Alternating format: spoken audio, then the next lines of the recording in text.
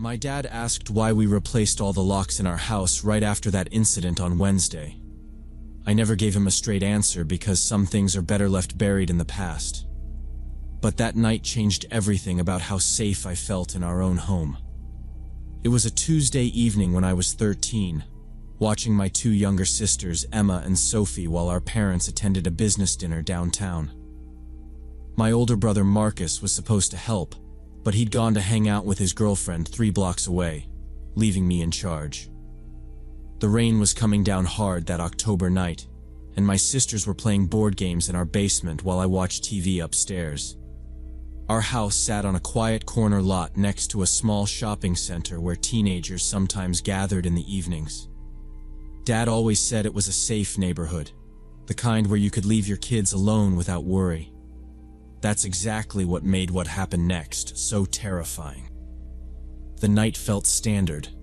Cartoons humming low, microwave popcorn stuck between my teeth, me pretending I wasn't checking the clock every 5 minutes, 'cause I liked the quiet when I was in charge. I remember pausing the TV because the dryer thumped in that irregular way it did when a zipper hit the drum. Then I unpaused and forgot about it. Little things were off though, like the porch light, which Dad had on a timer, didn't click at the usual minute mark, and the side gate rattled once, just one time, like a wind gust that never came back. I dismissed it. I told myself the rain made everything sound bigger. I yelled down the stairs to ask if they wanted hot chocolate, and Emma yelled yes, while Sophie said she was winning and didn't want to stop, and I grinned because that's how it always went. I was filling mugs when they came up the stairs together too fast, the kind of speed that gets you a scolding for running, except they stopped dead in the hallway, and Emma grabbed my wrist so tight I almost spilled. She was 8 and shaking, and Sophie, who never cried over anything, looked like she was about to. Emma said there was a man at the window, not like walking by, like watching, and he'd been there a while, and I did the stupid big brother laugh at first. Don't mess with me. But Sophie's voice cracked and she said, he crouched, like he didn't want to be seen. And that killed the joke. I told them to stick close, and we went downstairs together. The basement lights made the glass look like a mirror until lightning hit somewhere across the block, and the whole yard flashed white, and we saw the deck and the patio doors, and, yeah, those dark, wet boot prints you can't mistake for anything else. Not just 1 or 2 either. They tracked from the little basement window to the deck steps and then over to the fence. The water pooled in the deeper parts. These weren't old. I locked the patio door so hard the latch squealed, and I told the girls, upstairs now, and we did an ugly parade. Me first, them stuck to my back, hitting locks on the way. Front deadbolt, kitchen slider, laundry door to the garage. I told them to sit on the couch where I could see them and grab Dad's flashlight from the hall closet, even though I had no plan for what I'd do with it, like I was gonna wave it like a magic wand or something. Another lightning crack hit, and in that split second the backyard looked empty, just the fence line and the black square of the deck. So my brain did that dumb, hopeful thing, like maybe it was old mud, but the rain had been steady, and those prints were shiny wet. I knew what I saw. I dialed my mom's office number because that was the only number I could think of that wasn't 911. I was still trying to be the calm kid who didn't overreact, and the receptionist said they'd already left the dinner and that she'd get a message to them. I hated how slow the wall clock ticked after that. Emma asked if she could hold my arm, and I said yeah, and Sophie kept peeking through the blinds, and I told her to stop because I didn't want whoever was out there to see movement. I didn't want to advertise anything. Every car that hissed by on the wet street made me jump. The ice maker clunked and I almost threw the flashlight. The phone finally rang, and it was Mom asking who was hurt because apparently my message had been urgent, and I tripped over my own words trying to explain the prints and the window and how long. I wasn't sure how long. And she said, "We're coming home right now," in the voice that turns orders into facts. She told me to stay inside and not to go looking. That part was firm, and to keep the blinds closed. I said okay, and then I texted Marcus, "Come home now." And of course he wrote back "Why" with a skull emoji like a jerk. I didn't answer. I stood in the hall where I could see the front door and the living room and the kitchen all at once, flashlight tucked under my arm like a cop in a movie. Which is funny now because if someone had come through the door, I had absolutely nothing but a plastic flashlight and a shaky voice. The doorbell didn't ring. Instead, Dad's truck headlights washed across the entry windows, and that made my knees go weak in a way I still remember. Dad came in and did that quick scan he did after business trips, except now it was real, and he asked, "Where?" And I told him. He grabbed the good flashlight, the heavy one from his tool bench, plus his old umbrella, and went back out before Mom even turned into the driveway.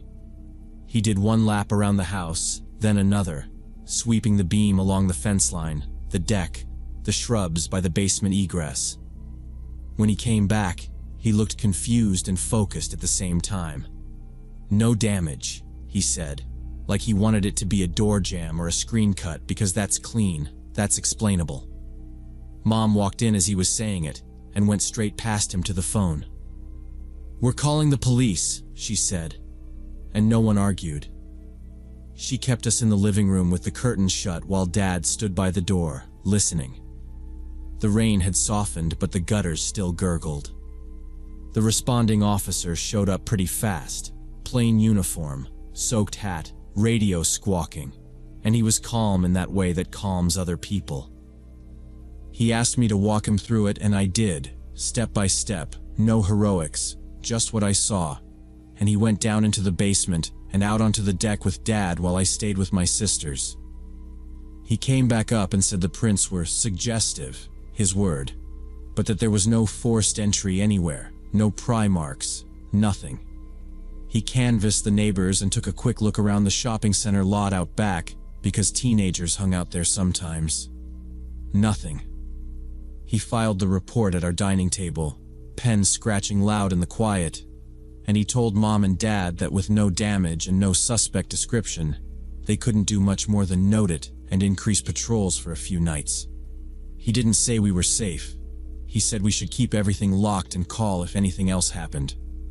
"Don't hesitate," he said, looking at me too, probably because my hands were still shaking. Marcus slipped in midway through, head down, and took the chewing out later in the kitchen.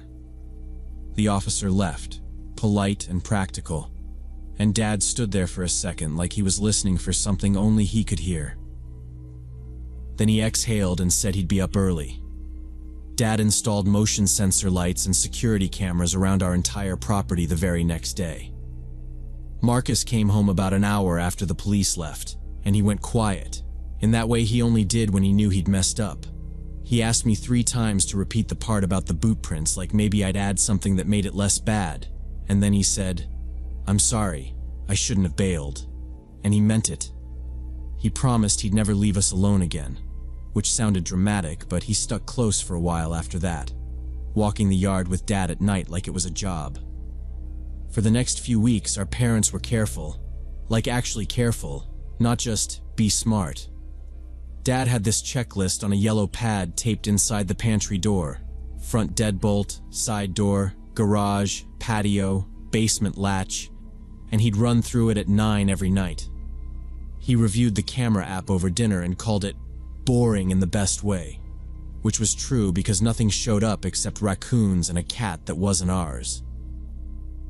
The rain kept coming that month, and every time it hit the windows, I checked them. Not because I wanted to, but because it felt like a switch in my head flipped, and I couldn't not. Now, before I jump ahead, the cameras really did nothing spectacular. Like, no masked guy, no strange car looping the block, just normal stuff. And life crowded in again. Homework, school, Marcus's senior year, Emma's spelling tests, Sophie trying out for orchestra. The incident turned into one of those stories that got mentioned only when someone forgot to pull a curtain shut, or when Dad said "lock up" on autopilot, and Mom answered "already did." Little scripts that came from one bad night. 2 years later, Dad got transferred. New office across town, longer commute at first, and we moved to a different neighborhood with a different kind of corner lot and a straighter fence line. If you asked Mom, she'd say the move was for the job and the schools, and it was. But when I caught her cleaning out that yellow pad from the pantry, she paused like she was throwing away something heavy, and I think she never fully relaxed in that house again. We didn't talk about it much. You can only circle the same fear so many times before it starts to feel like tempting it back. The strange part is nothing ever wrapped up. No follow-up call from the police about an arrest, no neighbor's doorbell camera catching a face, no rumor about some kid from the shopping center screwing around. It was just a hole in the story we had to live around. That's the thing nobody says out loud, how sometimes the worst part isn't what happens, but not knowing why it almost did. I grew up. We all did. Marcus moved out. Emma and Sophie got taller than me in pictures somehow. I left for college in another state where the windows looked out on a different street. And still I do the same dumb walk before bed. Touch the latch, check the lock, count to 3 like that made a difference. It wasn't until sophomore year that any new piece of it surfaced, and it came out of nowhere.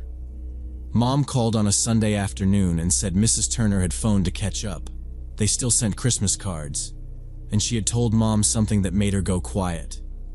Mrs. Turner's daughter, she was our age, always borrowing sugar and gossip, had finally admitted she'd seen a man standing in the rain outside our place that same night. Not at our fence exactly. Across the street under the maple, hood up, hands in his pockets, just staring at our windows like he was waiting for someone to come to the glass. She didn't say anything back then because she thought it would sound dumb or like she was stirring drama, and she was grounded that weekend for sneaking out, so she figured nobody would believe her anyway. The timeline matched. The rain. The way he moved only when cars passed. It slammed into the part of me that had tried to file that night under weird but fine. I asked Mom a lot of questions fast. What time, where exactly, how long she thought the girl watched. And Mom said she didn't push because what mattered was it confirmed we weren't chasing shadows, and also that she wished the kid had said something back then, but also understood why she hadn't, 'cause who wants to be the one to yell fire and be wrong? Then Mom said there was something Dad hadn't told us at the time, and I could hear her turn down the TV in the other room like she didn't want Dad to hear her talking about it first. The shopping center's night security guy was a regular at Dad's store. He bought coffee there every morning, and a week after our incident, he told Dad they'd been walking a guy off the lot a few times a month. Not shoplifting, not trespassing exactly, just hanging. The part that bothered him was where the guy chose to hang, on the fence line that backed up to the elementary school and the playground benches after dark, sitting there in the rain with no umbrella like he was waiting out weather that didn't touch him. No name, no plate number. He always left before patrol cars arrived. A ghost in the boring, normal sense, meaning a person who knew when to go. According to Mom, the guard said the guy stopped showing up shortly after the cameras went in at our place, which might be coincidence or not. Maybe he didn't like lights. Maybe he didn't like the idea of a face on a screen. Or maybe he moved on. He was never caught. Or if he was, it didn't make it back to us. I still think about that. How close and how stupid close we were to being a headline you scroll past. I think about Emma and Sophie coming up those stairs instead of staying quiet. I think about how flimsy a sliding door latch feels when someone actually wants in. I think about Dad telling me recently, like just last Thanksgiving, that he replaced every lock in the house the next morning, not because anyone forced them, but because it helped him sleep, and how I laughed in that dry way, because now I do the same thing in my apartment. New deadbolt, extra latch, a camera I pretend is for package thieves. Maybe that night never fully ended. It just stretched out. And the only thing any of us can do is turn on the lights and make sure the door is shut.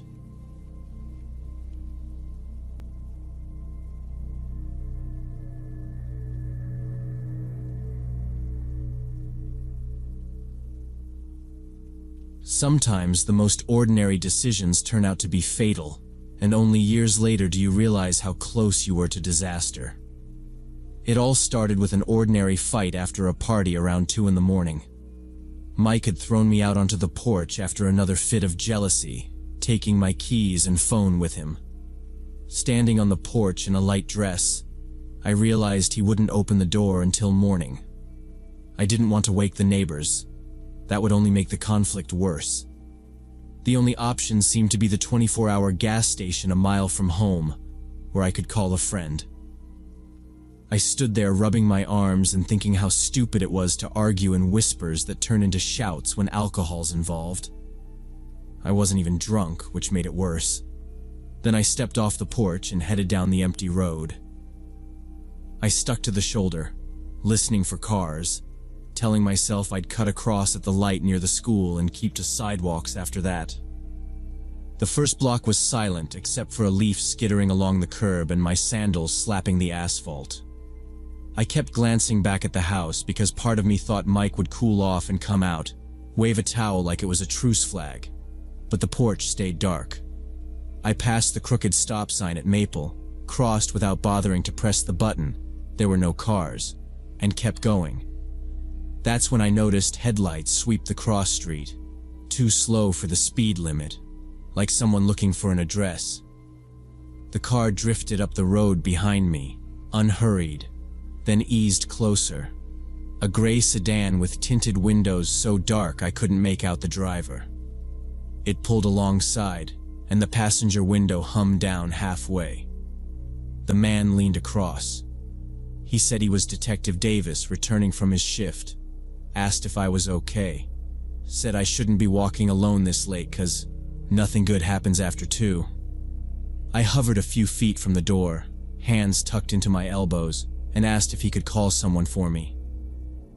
He tapped the door frame with his fingers like people do when they're deciding, then held up a leather badge wallet, quick, like a flash of ID at a register. "Narcotics," he said, like that explained everything. He nodded at the empty street. "Hop in. I'll get you to the gas station. Too cold to be out here." The heater noise rolled out of the car and hit my legs, and I felt stupid for hesitating because it was freezing. He unlocked the door, a soft clunk, and I got in because at the time it felt logical. Cop, badge, warm car, short ride, and then I could call my friend. The door shut heavier than I expected. He put the window up and the street disappeared. Inside smelled like coffee and cigarettes, stale but not gross, and there were manila folders on the back seat with pink flags sticking out. Case notes or something. He drove one-handed, the other resting near the gear shift, and didn't gun it like a creep, just cruised. He told me he worked nights, that he was filling in on a task force, that he had 2 kids who never saw him on weekends 'cause of overtime. He said he hated the paperwork more than he hated the dealers. "Paperwork never runs," he joked. It sounded like canned small talk, but it also sounded like every cop I'd ever overheard in a diner, so I nodded. When I asked to use his phone, he made a face, tapped his pocket, and said the battery was dead, but the gas station was close. 2 minutes, he said. I said thanks for stopping. Most people would have driven by. He shrugged like it was nothing. He knew the cross streets without looking. He said the department still called the intersection by its old name 'cause of some raid years back, and I don't even know why that convinced me, but it did. He mentioned a lieutenant who made them log every traffic stop, and that he was gonna catch hell for getting home late. He chuckled. The heater was blasting. I could feel it on my knees, and I placed my hands under the vents, trying to get feeling back. It occurred to me then that I could ask him to turn on his dash radio and call dispatch for a welfare check. Have them knock on my door so Mike had to hand over my phone and keys. Logical, right? But I didn't want to explain the stupid fight to an actual cop, so I didn't press it. Street names went by, but instead of angling toward the main road, we kept straight past the turn that would have taken us to the gas station.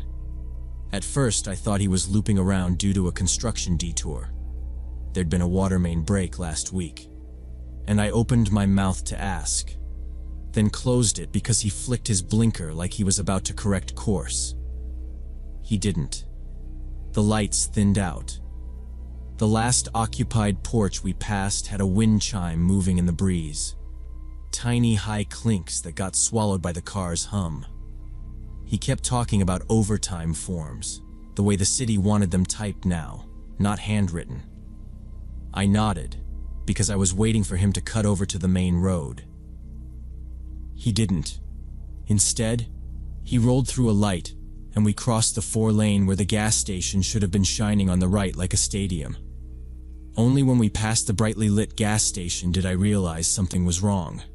I said, "Hey, wasn't that?" And he didn't answer. His face went flat, like a door closing. He reached up and adjusted the rearview mirror without looking at me, checked it, then set both hands on the wheel at 10 and 2.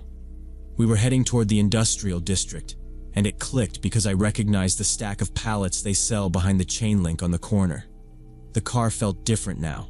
Not faster, not slower, just heavier. The heater kept working. I swallowed and tried again.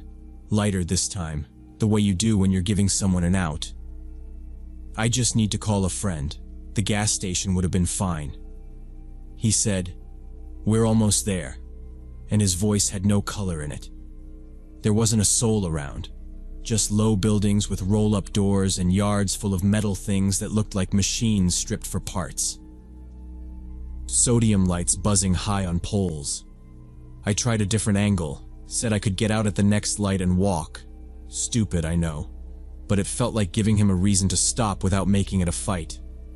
He didn't respond. The folders shifted when he took a corner, a soft slide and tap against the seat. I thought about grabbing one and making a mess just to force him to pull over. But then what? I tried to clock the locks. They were the old kind, little black posts. Down. I could pull them up, but not while the car was moving this fast without making it obvious. He took another turn, and now it was pure warehouses. No houses, no stores, no people, just empty lots and long shadows. I made myself breathe normally so I wouldn't start shaking and blow it. "Do you mind if I crack my window? I get car sick," I said. He didn't say no. He didn't say anything. I inched the switch, and it gave me an inch of cold air, loud in my ear. I measured the speed, too fast to jump. I looked at the door handle. It was the pull type with a little chrome edge. Looked at his profile, stone, and put my hands back on my lap. He suddenly turned into a lot near a closed warehouse, 2 quick clicks of the signal like a normal person, which somehow made it worse. Gravel popped under the tires. He pulled up to a dark loading bay and stopped. He shifted into park. He turned off the engine. My heart was pounding so hard I thought he might hear it. The silence in the car became deafening, broken only by the ticking of the cooling engine. "Need to check the tire," he said, getting out of the car. I gripped the door handle and told him I was fine. I wasn't getting out. I just wanted the gas station, please. He walked around the front, slow and deliberate, and yanked the passenger door hard enough that it bumped my knee, and I slid my foot back and said, "Please don't." But before the rest came out, a patrol car rolled past the lot entrance, not fast, just cruising. He froze with his hand on the door, eyes following the receding lights, and in that second, I didn't breathe. He shut the door without looking at me, and rounded back to his seat like nothing happened. He got in and didn't touch the key. We sat in silence with the tick of the cooling engine and my pulse in my ears, and I kept my hands on my thighs like you do when you don't want to set someone off. He stared at the loading bay as if there was a sign on it only he could read. "I'm sorry," I said. Filler noise, nothing. But he didn't blink. Another minute stretched, maybe 2, long enough for me to inventory the handle, the lock post, the window switch, where his hands were. He started the car without warning and the dash lit up. He put it in drive and rolled out, slow like he didn't want the gravel to pop. I didn't say a word because even the sound of my voice felt like it could tilt the scale the wrong way. We hit the main road and he drove like a metronome, steady speed, no radio, no size. At the first light outside the warehouses, it went red, and he stopped perfectly on the line. His face didn't change. I watched his knuckles, white to pink, white to pink. We caught a green and took it. The streets started to look familiar again. Scrapyard, the crooked billboard, the store with the busted letter on the sign. I thought about pulling the lock post and trying the handle, but I couldn't tell if it would override while moving, and I wasn't going to make a bad move at speed. The quiet went brittle, like if I spoke it would crack. "Thanks for taking me back," I tried, and it sounded wrong, like a line read. He didn't answer, just cleared his throat once. By the time the gas station canopy came into view, flat and bright against the dark, my fingers were hovering over the lock post and I was timing the roll. He signaled for the turn like any other driver. He pulled in neat, glided past 2 pumps, and stopped at the curb by the doors. The engine idled. He finally looked at me, face blank, like he'd filed the whole situation, and closed the folder. "A lesson for the future. Don't walk alone at night," he said, flat. I yanked the lock, pulled the handle, and jumped out so fast the door scraped my hip. I didn't look at the plate, didn't look back at him, just ran to the sliding doors with my hands out. They parted, and I stumbled to the counter. The attendant looked up from a magazine and I said, "I needed the police now, please." And he picked up the phone and dialed without questions. I checked the window to see if the sedan was still there. It was gone. The attendant told whoever answered that a woman needed help, possible impersonation, potential abduction attempt. He said it calm like he'd practiced. I gave the quick version between breaths. Gray sedan, tinted windows, folders in back, coffee and cigarettes, badge flash, the name he used. He nodded, told me to stay by the counter, slid his hand closer to a little red button. I watched each car that turned in like it might be him looping back. 2 uniforms came in within minutes. One stayed with me asking questions. One stepped outside to scan the lot in the street. I walked the route out loud. Party, fight, porch, the walk, the turn we missed, the warehouse lot, the pause, the return. "Plate?" the officer asked. I shook my head. "Numbers on the badge?" I didn't have them. They traded a look that was all procedure, no drama. They asked about the badge case, his age, his voice. I said he sounded practiced, like the stories were ready-made. The cameras over the doors had tiny red dots, but the attendant said they'd been flickering, rebooting, dropping out. When the officers asked for footage, he pulled up a frozen frame with a wrong timestamp. He apologized and said the vendor hadn't come. The officer put out a broadcast on a gray sedan with tints. Possible police impersonator, male driver. She took my information and wrote an incident number on a white card. She told me to file an online statement too, to keep everything documented. A friend met me there and walked me home, and I wrote everything down while it was still sharp. Every turn, every word, because details fade. The next morning I submitted the written statement like the officer said. For a week I memorized engines outside and watched the street through the peephole and kept the porch light on. I expected a call that never came. I called them instead. A month later, the incident number on the white card didn't exist in the system.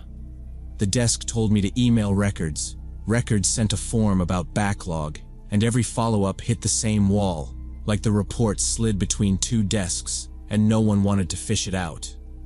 I still wake up sometimes with the tick of that engine in my head, and the image of his hand on the door, and the patrol car's taillights drifting by.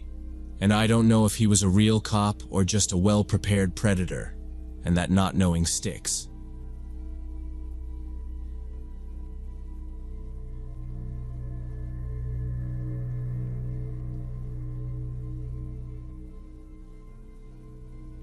So, when I was 29, I had one of the most terrifying experiences of my life in what should have been a simple taxi ride home. I'd just finished some complicated business negotiations at an office building on the outskirts of town and called a cab around 10:30 p.m. The meeting had run way longer than expected, and the area was pretty industrial and deserted at night. I work as a financial consultant and often stay late, but I usually drive my own car. My car was in the shop that day, so I had to rely on the taxi service my company sometimes used. The driver who showed up was a thin guy in his mid-30s with greasy hair and a car that reeked of cigarettes.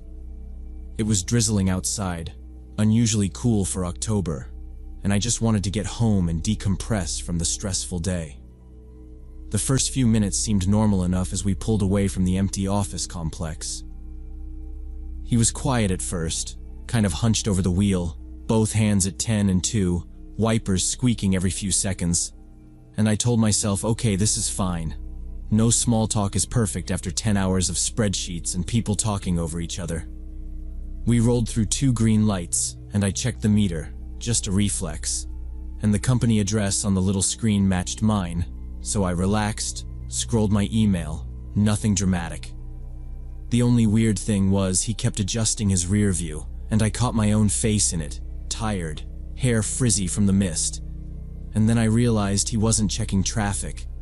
He was looking at me. Not long staring, like these tiny glances that stacked up. I ignored it. People do that. Whatever. A couple minutes later, he started drifting under the speed limit, not braking, just letting the car crawl. And an SUV came up behind and went around. I figured maybe the rain was making him cautious. Fine by me. Then he cleared his throat and asked, "You always work this late?" I said, "Sometimes." Short, polite. He followed with, "Finance, right?" Big numbers. And I gave a vague, something like that. He laughed under his breath and said, "Bet you make good money," which made me watch the mirror again. He kept on. Where I lived. Which building? Which floor? Did I have roommates or pets? Weird jump. And if I was going home to someone? I said, "My brother's waiting up," which was a lie that came out smooth, and he smirked like he didn't buy it. The speed kept dropping, and the 20-minute route already felt like molasses. Now, before I explain what happened next, you need to understand that I've taken a ton of cabs for work, and most drivers are just trying to get through their shift, and I don't spook easily. It wasn't one thing, more like this layering of small off notes. He asked if I liked quiet neighborhoods or busy ones, then if I ever get bored being alone. I hadn't said I was alone. Then he said, "I know a couple guys in real estate, could get you something nicer than those old buildings by the park," which is not a thing a normal driver pitches at 10:45 p.m. to a stranger. When I didn't respond, he held the mirror on me for way too long at a turn, and we drifted over the divider rumble, and he snapped the wheel back and chuckled like it was a joke. I decided to kill the conversation completely, so I plugged in my earphones like I was on a call. He said, "Hey, don't be rude, I'm just being friendly," and I said, "Work," pointing to my phone. He went quiet, but his jaw tightened. I saw that in the mirror. And he tapped the steering wheel in this fast, impatient way. We hit a yellow, and he stopped hard, even though he had space, and my bag slid off the seat. He watched me pick it up and asked if I carried cash tips. And I said no. Card only. Another car honked and he flinched, then put us back in motion. We should have taken a right at the next intersection to head toward my street. This is muscle memory for me. But he kept straight, saying, "Shorter if we avoid downtown lights." It wasn't shorter. It was straight into the industrial zone that's dead at night. Warehouses and loading docks and chain-link fences. I said, "Please take the usual route, my place is that way." And he said, "I know a better way, don't worry. We got time." That phrasing, "we got time," set off every alarm for me. I thumbed open maps under my jacket so the screen light wouldn't telegraph panic, and the blue route showed we were off course by several blocks. Then he said, "You like coffee?" Out of nowhere. I said, "No thanks." And he smiled without actually smiling, tight lips, eyes on me in the mirror, and said, "There's a 24-hour diner coming up. Best coffee, trust me." I said, "No. Home. Clearer." He kept going like he hadn't heard. We could sit for 10 minutes, warm up, get to know each other better. "You look stressed. I'm a good listener." And he even chuckled like he was pitching a product. I was already moving my purse into my lap and making sure my phone was unlocked. I said, "I'm not stopping anywhere. Take me home." And this time he dropped the smile. "Don't be difficult," he said, like it was a warning. Then, lighter, "Come on, don't you ever have fun?" I texted my coworker a nonsense string and our safe word from a project trip. We'd joked and set one up after a rough airport pickup once. Then added my live location. Green scent bar. No response yet. He slowed again and made a left without signaling, deeper into a strip of loading bays where the lights were burnt out. I could feel my pulse in my throat. I said, calm as I could, "Turn around or I get out." And my hand was already on the door handle. He said, "Door's child-locked, sweetheart," like he was proud of himself, and I tested it. He was right. I kept my face neutral so he wouldn't see me pull the window toggle instead. "Relax," he said. "You're fine."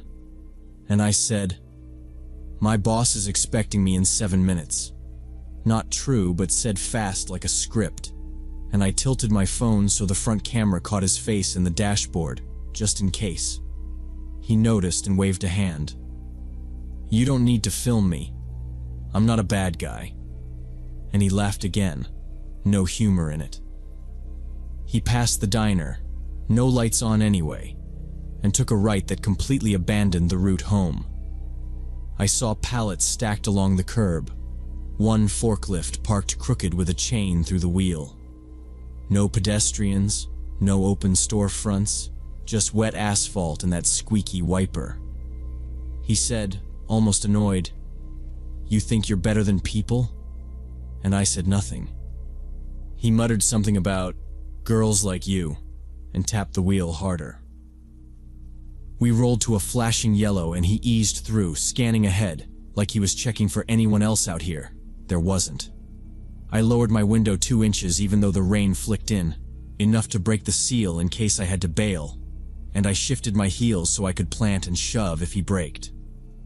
I kept one eye on the corner for a red light, any red light, and one eye on the lock slider. "I'm serious. Take the next left back to Maple," I said, level. He said, "Maple's closed, construction," which I knew was a lie because I'd walked it that morning. My phone buzzed, my coworker, "You okay?" And I typed, "Call me now," without looking down. I moved the phone to my ear like the pretend call from before, only this time I let it ring twice so the sound filled the car. He shot me a look, then back to the road, then at the mirror again, calculating. I slid my thumb to the emergency dial screen under the edge of the case and held it there, counting my breaths and the distance to the next intersection, while he drove us past another shuttered warehouse. The empty streets and dark warehouses we were passing made me feel incredibly vulnerable and isolated. He rolled to a red and finally stopped, and for a second I thought thank God a car might pull up next to us. But there was no one, just the blinking walk sign and wet pavement. He turned in the seat, elbow over the backrest like we were on a date, and said, very casual, "Why don't you come to my place for a bit? I'll show you a really good time, promise." The way he looked at me was all calculation, not heat, like he was measuring risk.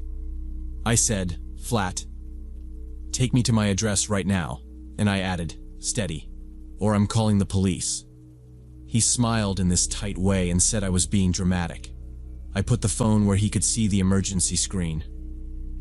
Right then, my phone rang for real. My colleague with a late-night spreadsheet issue. I hit accept and raised my voice on purpose. "Yeah, I'm almost home. I'm on Maple heading to 2145 Westfield 5th floor entrance. You're still logged in, right?" I watched him hear every word. His jaw flexed and he turned back to the wheel without speaking. The light went green and he signaled, "Finally," and took us the proper way like he should have 40 minutes earlier. My coworker kept talking about a formula I didn't care about, and I answered loud, repeating the address and saying I could see the block. He gripped the wheel harder and breathed through his nose, and the car picked up speed.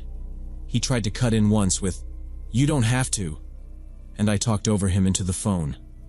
"Yes, the 2145 entrance is lit. I see security on the corner." I lied, and I felt the shift. He deflated, but not completely. He took corners harder now, not reckless, but annoyed, and the engine noise filled the gaps where he'd been talking. I kept my voice up. "Yep, boss wants me on at 11 sharp, I said, and I caught his eyes in the mirror. He looked away. The next 10 minutes were tight and quiet. He kept the meter running, hands back at 10 and 2 like the beginning, but every couple blocks he tried to bait me. "You're gonna leave a guy hanging like that? You don't even know me." I stayed on the call and only answered my colleague, who finally got the hint and just stayed on the line breathing. We passed out of the warehouses into streets with actual apartments and a bus stop with 2 people under the awning. I sat taller so they could see me. He muttered something I couldn't catch and flicked the blinker late. He said, softer, "Look, I was just trying to be nice." And I gave him nothing. We hit a real red near my block and he didn't turn this time. He just waited, blinking signal on, rain ticking on the glass. And I kept saying, "5th floor entrance, buzz me when you're in the dock," like I was narrating to an audience. When the light went green, he drove the exact 2 turns that lead to my building and pulled to the curb. He didn't look back when I said, "Stop here." I paid fast. Card, no tip. And as the receipt printed, he said without looking at me, "You should smile more," which told me he was still mad I hadn't played along.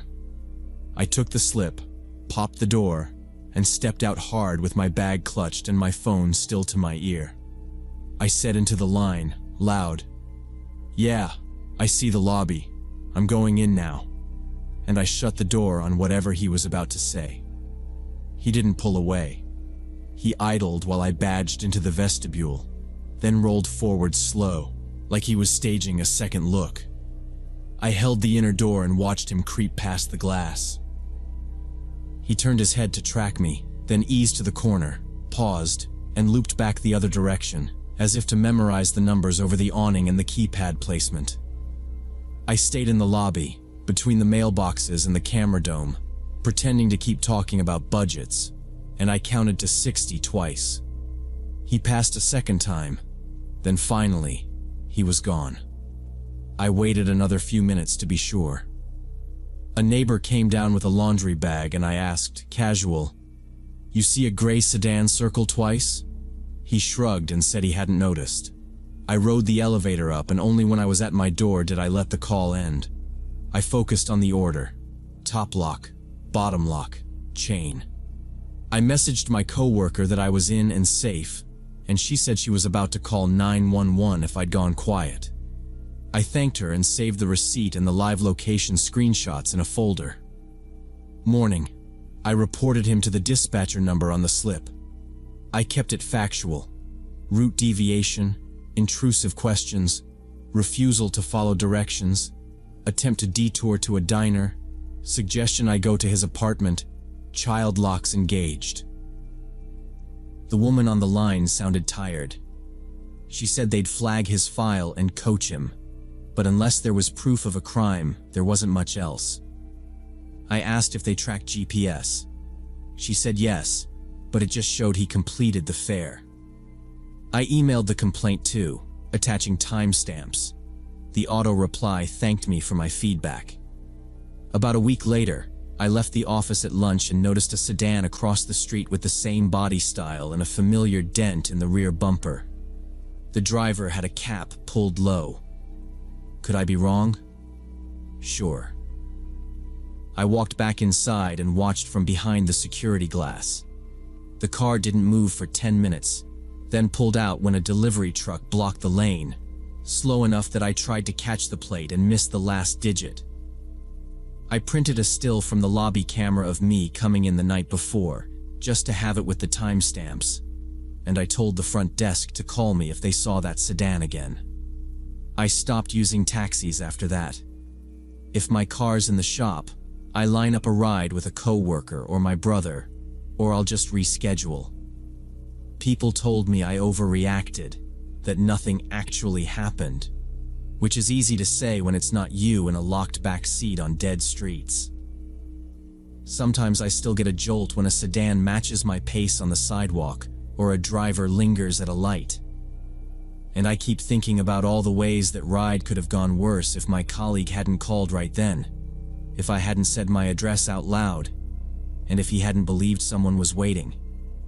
The whole experience taught me to trust my instincts when something feels wrong, even in situations that seem routine and safe.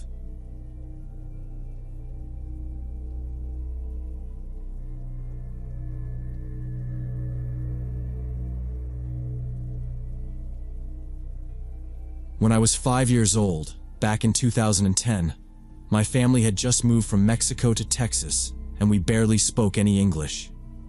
My parents decided to take me to this huge shopping mall for the first time, and I was completely overwhelmed by how big and bright everything was, all the lights and signs and music coming from stores. The plan was simple. Mom would go to one department while Dad and I went to another to look for clothes. But I saw this wall of colorful cars and plastic dinosaurs in a display, and I just kind of drifted toward it without thinking. Like 2 steps, then 4, and suddenly the tall racks swallowed my view. I turned around and couldn't see my dad's jacket anymore, and the aisles felt like a maze. I yelled, "Papa!" once, then twice, louder, and people glanced at me and kept walking, and a couple tried to say something but I didn't know the words. So I said, "Papa, ¿dónde estás?" And I started moving, little legs weaving between carts and boots, and my chest was hot from breathing too fast. That's when this young woman in what looked like an employee uniform, dark slacks, a blue top, a plastic badge I couldn't read, stepped into my path. She had blonde hair and a friendly smile, and she crouched down so we were the same height and talked while pointing toward the exit. I didn't catch most of it, just "you," "lost," and "Mom," "Dad." And I nodded hard and kept saying, "Papa," and she kept smiling like everything was fine. She offered her hand, palm up, like teachers used to do back in kindergarten, and I took it because she felt official, like she belonged there. Like the badge meant something important. She started leading me, and we weren't going the way I'd come from, which bothered me a little, but I figured maybe she knew a faster route. We passed a couple registers and then turned away from the big noise and into a quieter section with boxes stacked on pallets. I remember thinking I couldn't see the big fountain anymore, the one I'd used to remember where we split, and that made me want to pull back. But she squeezed my hand and said something like, "Help desk," then pointed ahead like she was proud of this shortcut. We reached a gray metal door with a little push bar. No decoration, no posters, just a sign with letters I couldn't read. And she pushed it open with her shoulder and guided me through. The air felt different right away, and then we were outside, which didn't make sense to me, because I thought the help desk would be near the middle of everything, not in the back somewhere. It was a service area, just concrete, a couple of dumpsters, no crowds. I slowed down and looked around for my dad because maybe he'd be there somehow. I don't know what I thought, but he wasn't, and the woman kind of steered me toward a small white car parked close to the door. "It's okay, sweetie," she said. At least that's how it sounded. and she opened the back door and patted the seat like that was the next step. I said, "Papa, Papa," almost crying now, and she nodded like she understood and said more words I didn't get. Soothing voice, still smiling. I climbed in because she seemed so sure, and she buckled me in and shut the door and got into the driver's seat. The car smelled like gum and something flowery. She locked the doors. She said something cheerful, like we were going on a little trip. She pulled away slow like she didn't want to make me nervous, and I sat there trying to see the mall as we left. The buildings all looked the same to me then. I pressed my face to the window and kept saying, "Papa," and she would say my name.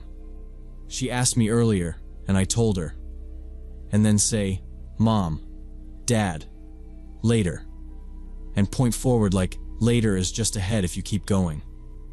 Now, before I explain what happened next, you need to understand I was 5 and I thought uniforms meant safety. I knew words like policia and maestro meant help. A badge was a badge. So when she drove for a while, past lights, then houses getting farther apart, and I asked for a phone, I just mimed it with my hand to my ear and said, "Mama," and she shook her head.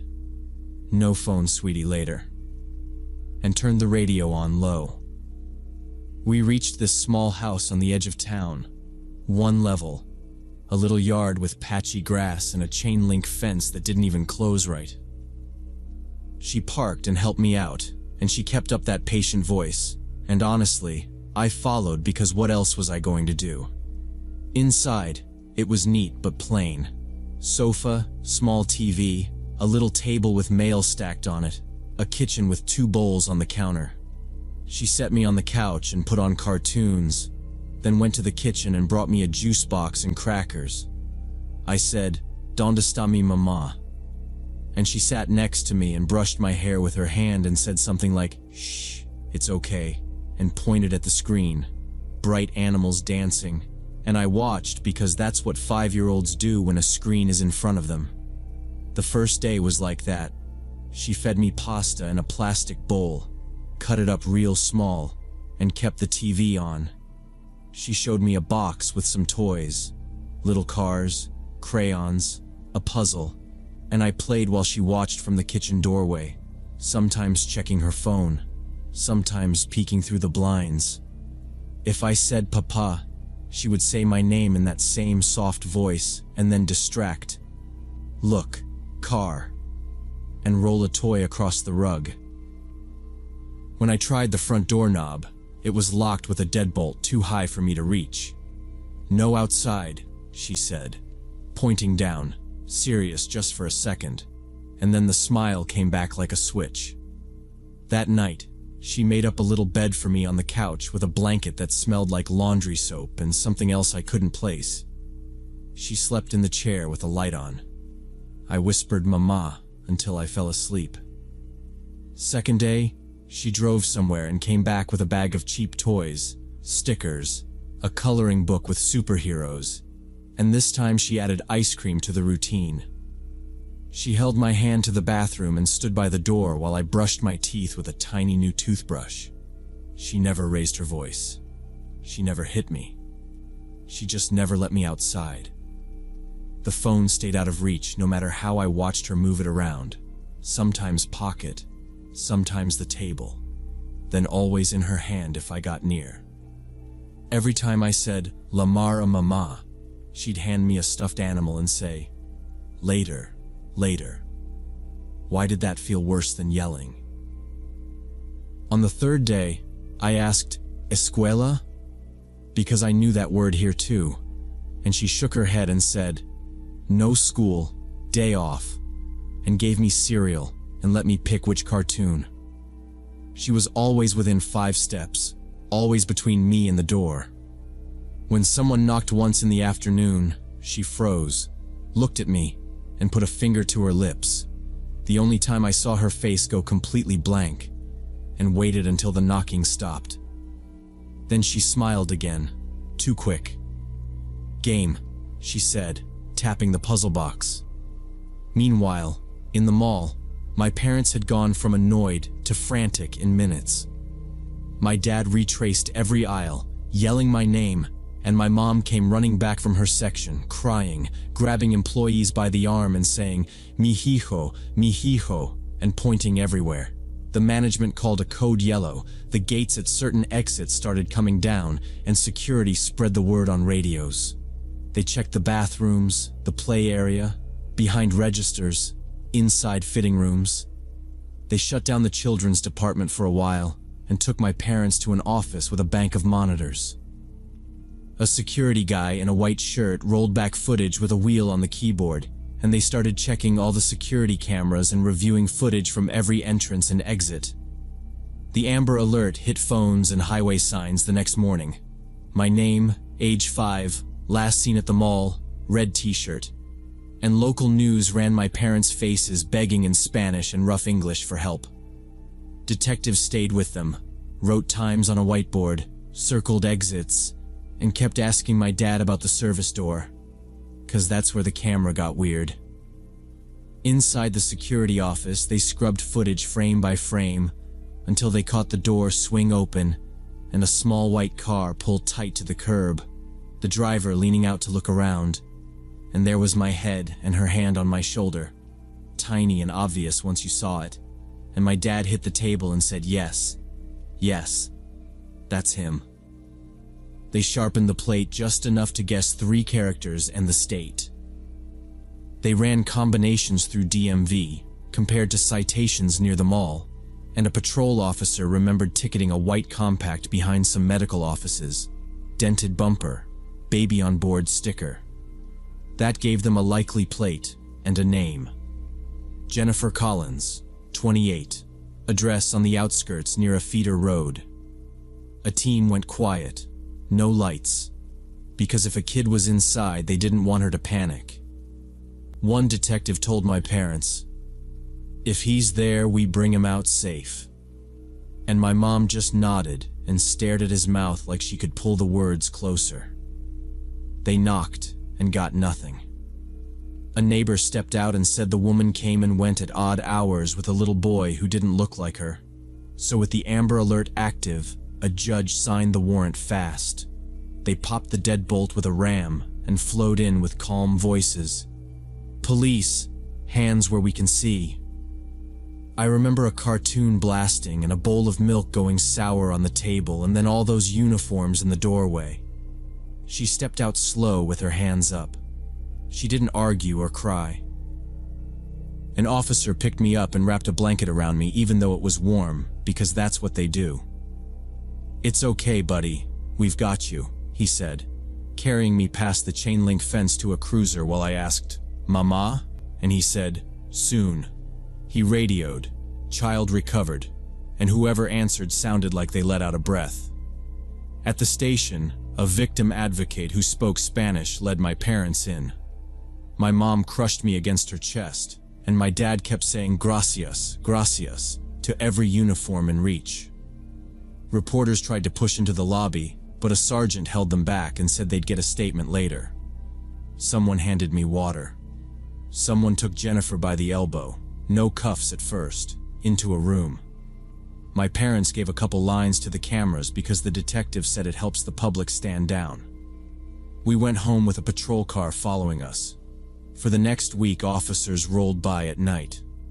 A social worker came by and told my parents to watch for nightmares and sudden fears, handed them a list of counselors. My parents didn't sleep. People whispered at church and at the store, and it felt like everyone knew us only for this thing. So after 2 months, my dad said we should go somewhere new where I could just be a kid and not a headline. And we moved to a different city. New apartment, different mall, stricter rules.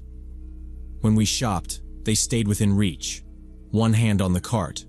No shortcuts. Later, we learned what the police learned. Her name was Jennifer Collins. She had lost her own son in a car accident the year before. The report said outpatient treatment, on and off meds, missed therapy, no history of violence. It said she'd decompensated after a trigger at the mall, me calling Papa, the tiny backpack, whatever made her brain rewrite the scene, and that she wasn't thinking clearly when she took me. She fed me and kept me inside and didn't ask for money. It was still kidnapping. The detective told my dad, "It's the strangest kind of wrong," and my dad just nodded because there wasn't a good word for it.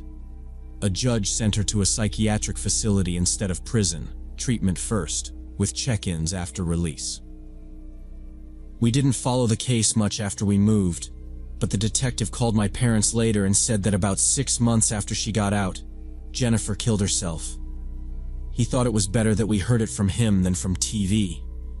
My mom cried in the kitchen, and my dad stood there with his hand on her back and didn't talk, and I was in my room drawing cars, and I didn't understand why the house felt heavier than when I'd come home. Years went by. When I was old enough for the full version, my parents sat me down and explained everything in plain words. They didn't dramatize it. They told me what happened, why we moved, what we changed. They kept it practical. Stay together in public. If you get lost, you go to someone at a register. You say, "I need help," loud. You don't follow anyone to a door you don't know. My mom showed me a box with the old flyers and the stuffed bear the officer gave me, and the paper bracelet she made me wear with our phone number written twice. I still think about Jennifer sometimes, and I know I was lucky she wasn't the kind of predator everyone fears. She treated me like I could fix a hole in her life. And that doesn't make it okay. It just explains the shape of what happened. I wonder what might have changed if somebody had reached her sooner. If she'd had a person to sit with her through the worst nights. And I hate that grief can twist choices until a crime looks like love. What I took from it is simple. We stay close. We speak up fast. And we don't assume a uniform means safe.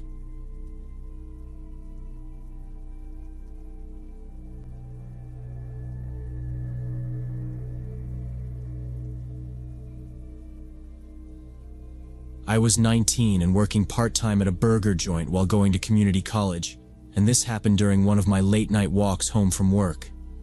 It was about 2:30 in the morning, drizzling lightly, and I was hurrying to get back to my dorm before the rain got heavier.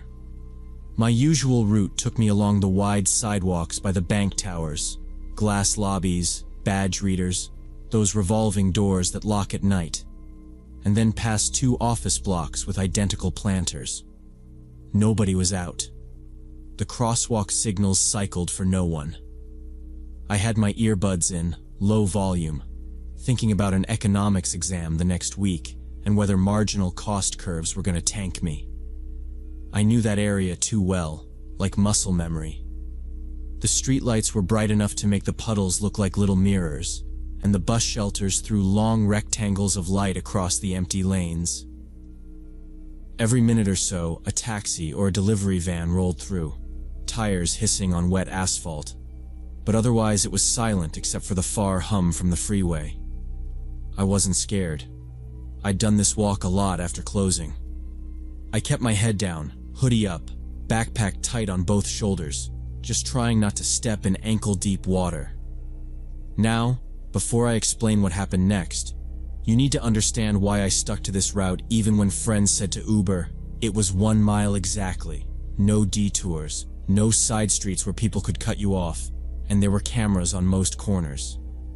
The campus shuttle stopped running at midnight, and tips at the burger place weren't good enough to blow on rides every shift. So I'd time it, clock out at 2, grab a soda for the walk, and beat the heavy rain back to the dorm. That night I remember thinking, if I hustle, I get 15 minutes of sleep before my 8 a.m. lab. As I pass the glass front bank center, there's this little park, more like a landscape triangle with 3 benches and a bike rack. Usually the sprinklers click on at 3, and the grounds crew shows up at 5. That triangle is where the weird part starts to creep in. A parking meter was blinking red with that dead late look, and one streetlight on the corner was buzzing, like it wanted to die but couldn't, and I clocked a guy under it. He was the only person I'd seen on foot in 3 blocks, and he was standing perfectly still, one hand up to his ear, talking into a phone. The man looked like a businessman. Expensive dark suit, leather briefcase, shiny dress shoes, average height, maybe 40. It was odd, sure, but not crazy. I figured international call, different time zone, or some flight delay thing. He wasn't weaving or ranting. He had that posture like he was waiting to be picked up. When I got close, he finished his call, lowered the phone without putting it in his pocket, and lifted his free hand a little, like flagging a cab but at me. "Hey, excuse me, hotel around here?" he asked. Real calm voice at first. I stopped because, yeah, people ask directions all the time there. I told him the truth. Downtown had hotels, couple miles south. Easiest if he headed straight down Main then cut over. Or honestly, just call a ride cause walking that far at 2:30 sucked. He nodded like he was trying to listen and remember, then asked which corner to take and if there was anything closer. I said no, not really. Unless he wanted a sketchy motel by the freeway ramp. I didn't recommend it. While I said that, my eyes did that automatic scan. Shoes, hands, face. Just habit. That's when the off details stacked up. His suit was good, but looked like he'd been sleeping in it. Deep creases across the thighs and elbow. A jacket shoulder slightly caved like it had been jammed under his head as a pillow. His shirt collar had gray smudges, and there were dark spots on the placket, small but not food. They had that brownish edge I recognized from work first aid kits. The briefcase had scuffs that didn't match the rest, and the handle leather was damp in a way that had nothing to do with drizzle. He noticed me noticing and pinched his cuff straight like that would fix it. Up close, the most disturbing thing was his nose. Blood kept beating at his left nostril and sliding down. Not a gush, just this slow tick, and he'd lift a folded white handkerchief and dab it, almost absent-minded, like wiping condensation off a glass. No flinch, no wince. I asked, "You okay, man? Need medical or anything?" And he gave me this empty little smile, nothing in the eyes, and said, "I'm fine, I'm just tired, long flight." And he breathed a word that sounded like Heathrow or maybe Heath. Couldn't tell. His speech was a hair thick, not like a stroke, more like a guy who'd had 3 too many. When he said fine, there was that sweet sour alcohol smell, not fresh beer, more like whiskey sweating out. I took half a step back without trying to be rude and pointed down Main. Straight that way, then left on 3rd. Honestly, I'd grab a ride. He nodded and didn't move. I said I had to get going, early class, and hooked my thumb over my shoulder. He moved then, quick, and his fingers closed on my sleeve at the elbow, not hard enough to hurt, just a clamp that made the fabric twist. "Walk me," he said, eyes a little wider. "Please, I'll make it worth your time." I did that awkward half-turn, arms still caught, and said, "I can't, it's late, my dorm's that way." He shook his head like we hadn't agreed on the same language. "Just to the hotel," he said, and tugged my arm closer like he was reeling me a step. The handkerchief slipped a little between his fingers, damp with blood now, and he didn't seem to notice. I told him again, calm voice, no sudden moves. "I can't, man," and tried to twist out of his grip without breaking contact entirely because yanking might escalate things, and there wasn't anyone else around to call out to. He smiled again, tighter, and repeated that he'd pay me well. Cash, right now. And his other hand fumbled at his inside jacket pocket like he was going to prove it. I shifted my weight back and said, "No, I'm good." Because the idea of him reaching into a pocket with blood on his knuckles set off alarms in my head I didn't totally understand. The drizzle picked up, the buzzing streetlight flickered, and without changing his expression, he slid his fingers down to my wrist. He was stronger than he looked. My earbuds were still in. but I'd paused my music and could hear his breathing, steady, like this whole thing made perfect sense to him. I kept my voice low and even. "Let go, please," and glanced at the intersection to judge distance if I had to step into the street. He leaned half an inch closer, enough that I saw a fine spray of tiny red dots on the inside of his cuff, and said, not really whispering, "You're going to walk with me," like it was a fact I'd forgotten. I tried to angle my forearm out and offered an out. "There's a patrol car a block down sometimes. They can help you." His grip didn't change. The hand with the handkerchief twitched, wiped once, came back. He said, "No cops," very fast, then softened his voice and told me again that he could pay, a lot, and he wouldn't let go of my arm and kept repeating his request in a more demanding tone. In the streetlight, I could see bruises on his face and a cut on his forehead that was partially hidden by his hair. This guy had obviously been in some kind of fight or accident, but he was acting like nothing had happened. When I firmly pulled my arm free and started walking away quickly, he followed me for a while, continuing to talk and make his strange requests. I kept my eyes forward and lengthened my stride, trying not to break into a run because running felt like it would flip a switch I didn't want to flip. And I kept my phone up at chest height like I was reading a text. He kept pace, heels clicking, briefcase thumping his leg every few steps, and he said stuff like, "Just a few blocks," and "You'll be back before you know it." And then he drifted into nonsense about his company paying double for inconvenience, which didn't even make sense in that moment. I angled toward the brighter side of the street where the bank's cameras pointed, and I made sure to pass directly under each light so if anything happened it would be on video, which sounds paranoid, but it's exactly how my brain works when I'm 19 and alone at 2:30 a.m. He called me buddy, then kid, then asked my name, and I stayed quiet because giving him anything felt like an invitation he could use. At the next corner I cut right even though straight was faster, just to reach a block with a bus shelter and a map board, and he cut with me without missing a beat. The drizzle streaked the blood under his nose, and I could see a purple bloom under his left eye and a fresh split near his hairline that flashed dark when the light caught it. He dabbed at it with the handkerchief and kept talking, mumbling about a reservation and then insisting the hotel was right there, while gesturing at an office tower with the lights off.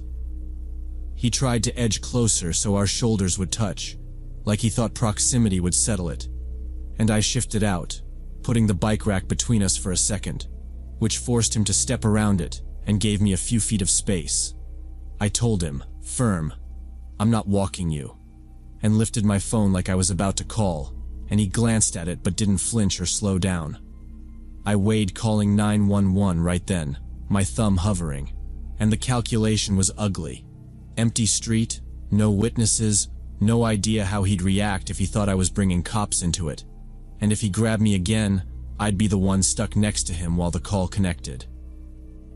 The nearest open place I could name was a pharmacy 3 blocks away, and I wasn't sure it even ran 24 hours, and I didn't want to lead him toward campus either. So I walked faster. He matched for a handful of yards, then drifted a foot back like he was thinking it through.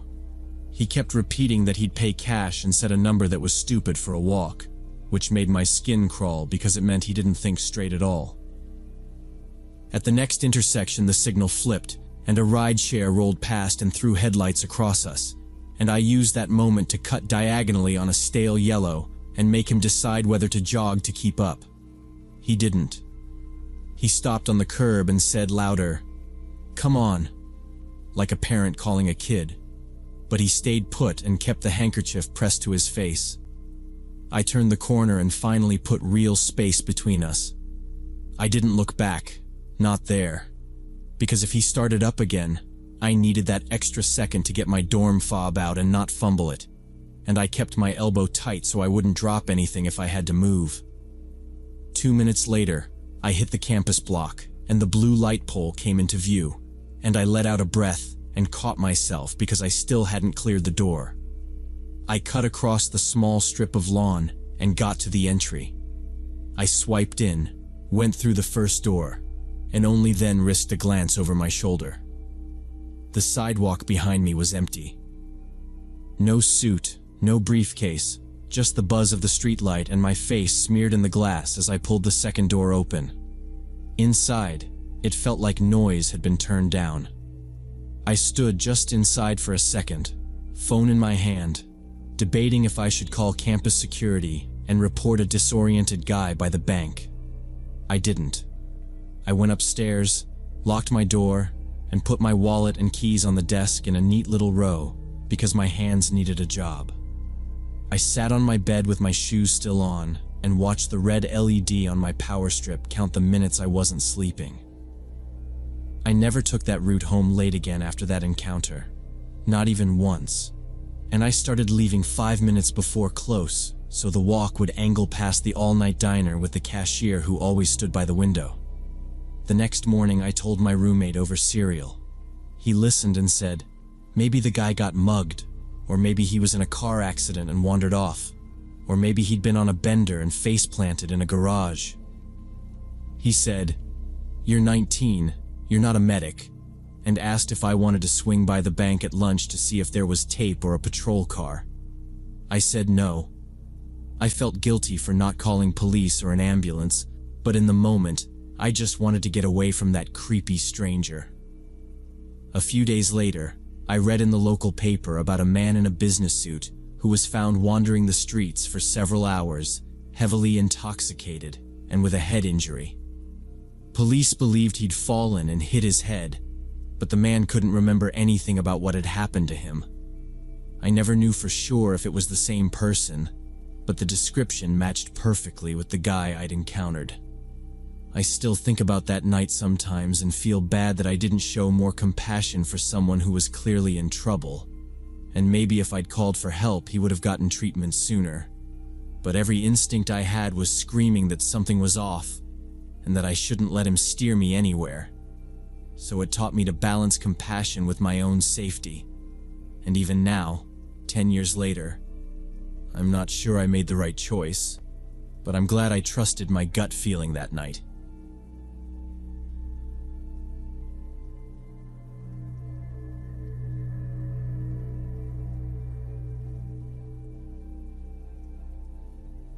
So this happened back in December 2022, when I was working as a server at this upscale restaurant downtown.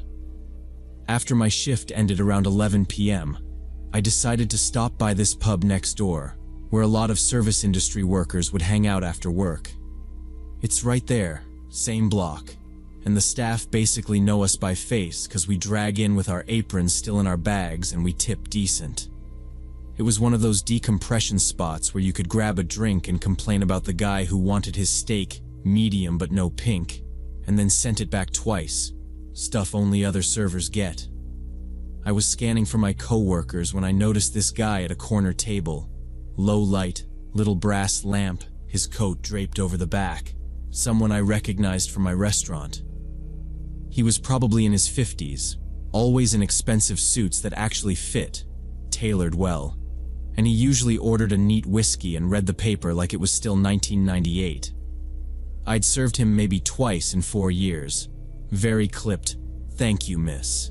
Businesslike. Nothing weird. So I figured I'd say hello out of politeness. I walked over, gave a quick wave. More of a, "Hey, small world" thing. Expecting like a minute of small talk, before sliding into the high top with my coworkers. He looked up like he'd been waiting. "You're off late," he said. Then he smiled and patted the opposite chair. I didn't sit, just leaned a forearm on the chair back. "Hey," I said. "I know you from..." And I named the restaurant. He nodded. "Walter," he said. "Walter Graham." He said it like I should have recognized the name. Then he motioned to the bartender to bring me something. I told him no thanks, I'd grab my own in a sec. He didn't seem offended. He actually seemed pleased that I'd come over at all. He had a folded newspaper next to his glass, and he slid it aside very neatly like he was making room for me. I told him again I was going to say hi to my friends, then circle back maybe. "1 minute," he said, And I remember thinking, okay, 1 minute, be polite, then bounce. Instead, that 1 minute turned into him telling me he'd been watching me for the past 4 years since I started at the restaurant. He said it right away, like it was the weather. At first I thought it was just a clumsy way to say he was a regular, but then he got specific in a way that knocked the air out of me. He told me my Thursday doubles always ran long because the late seating lingered. He said, "You usually clock out at 10:48 or 11:03 unless table 42 camps." And I actually blinked, because who knows that? He told me I order the staff pasta with extra chili oil on breaks, when you get 10 minutes, if that. And that I switch to soup when I'm on the tail end of a cold, which, okay, I do. He said he worked as a lawyer in the building across the street, 15th floor, corner office, pointed like I could see through the wall, and that he watched the front entrance to make sure you got in safe. He told me which entrance I use when the alley feels sketchy, the time I usually arrive if parking is rough, the route I take from the garage on 4th. He even said the brand of my tote, and that on Mondays I wear sneakers until lineup and then swap to flats. He talked about my habits like he'd been taking notes, like he had a folder at home. The way he said it was so casual. He wasn't sheepish, not flirty, just calm, like this level of observation was normal and maybe even helpful. I tried to keep my face blank, service face, right, but my stomach did that drop thing. I asked him lightly how he knew my break food preferences. He tapped the side of his head and said, "Patterns," and then added, "The kitchen window reflects." He wasn't drunk. His glass was barely touched. I told him that was a lot to notice. He said, "Details are how you protect what matters," and for some reason that word, protect, made my neck get tight. Now, before I explain what happened next, you need to understand we weren't friends, not even acquaintances, really. I'd poured him 2 whiskeys in 4 years and said, "Enjoy." That's it. So I said I was going to join my coworkers, and he nodded, but kept talking like we were mid-conversation we'd been having for months. He said he started tracking my schedule after a night when you looked exhausted and no one walked you to your car. That night, I had been exhausted. I hadn't thought anyone was watching me cross the alley. The conversation took an even more disturbing turn when Walter started talking about his future plans involving me. He said it like he was sharing good news. He told me he'd already bought an engagement ring. He actually lifted his hand like he was seeing it, and he was planning to propose to me on my birthday next spring. He said my birthday, month, day, and he got it right.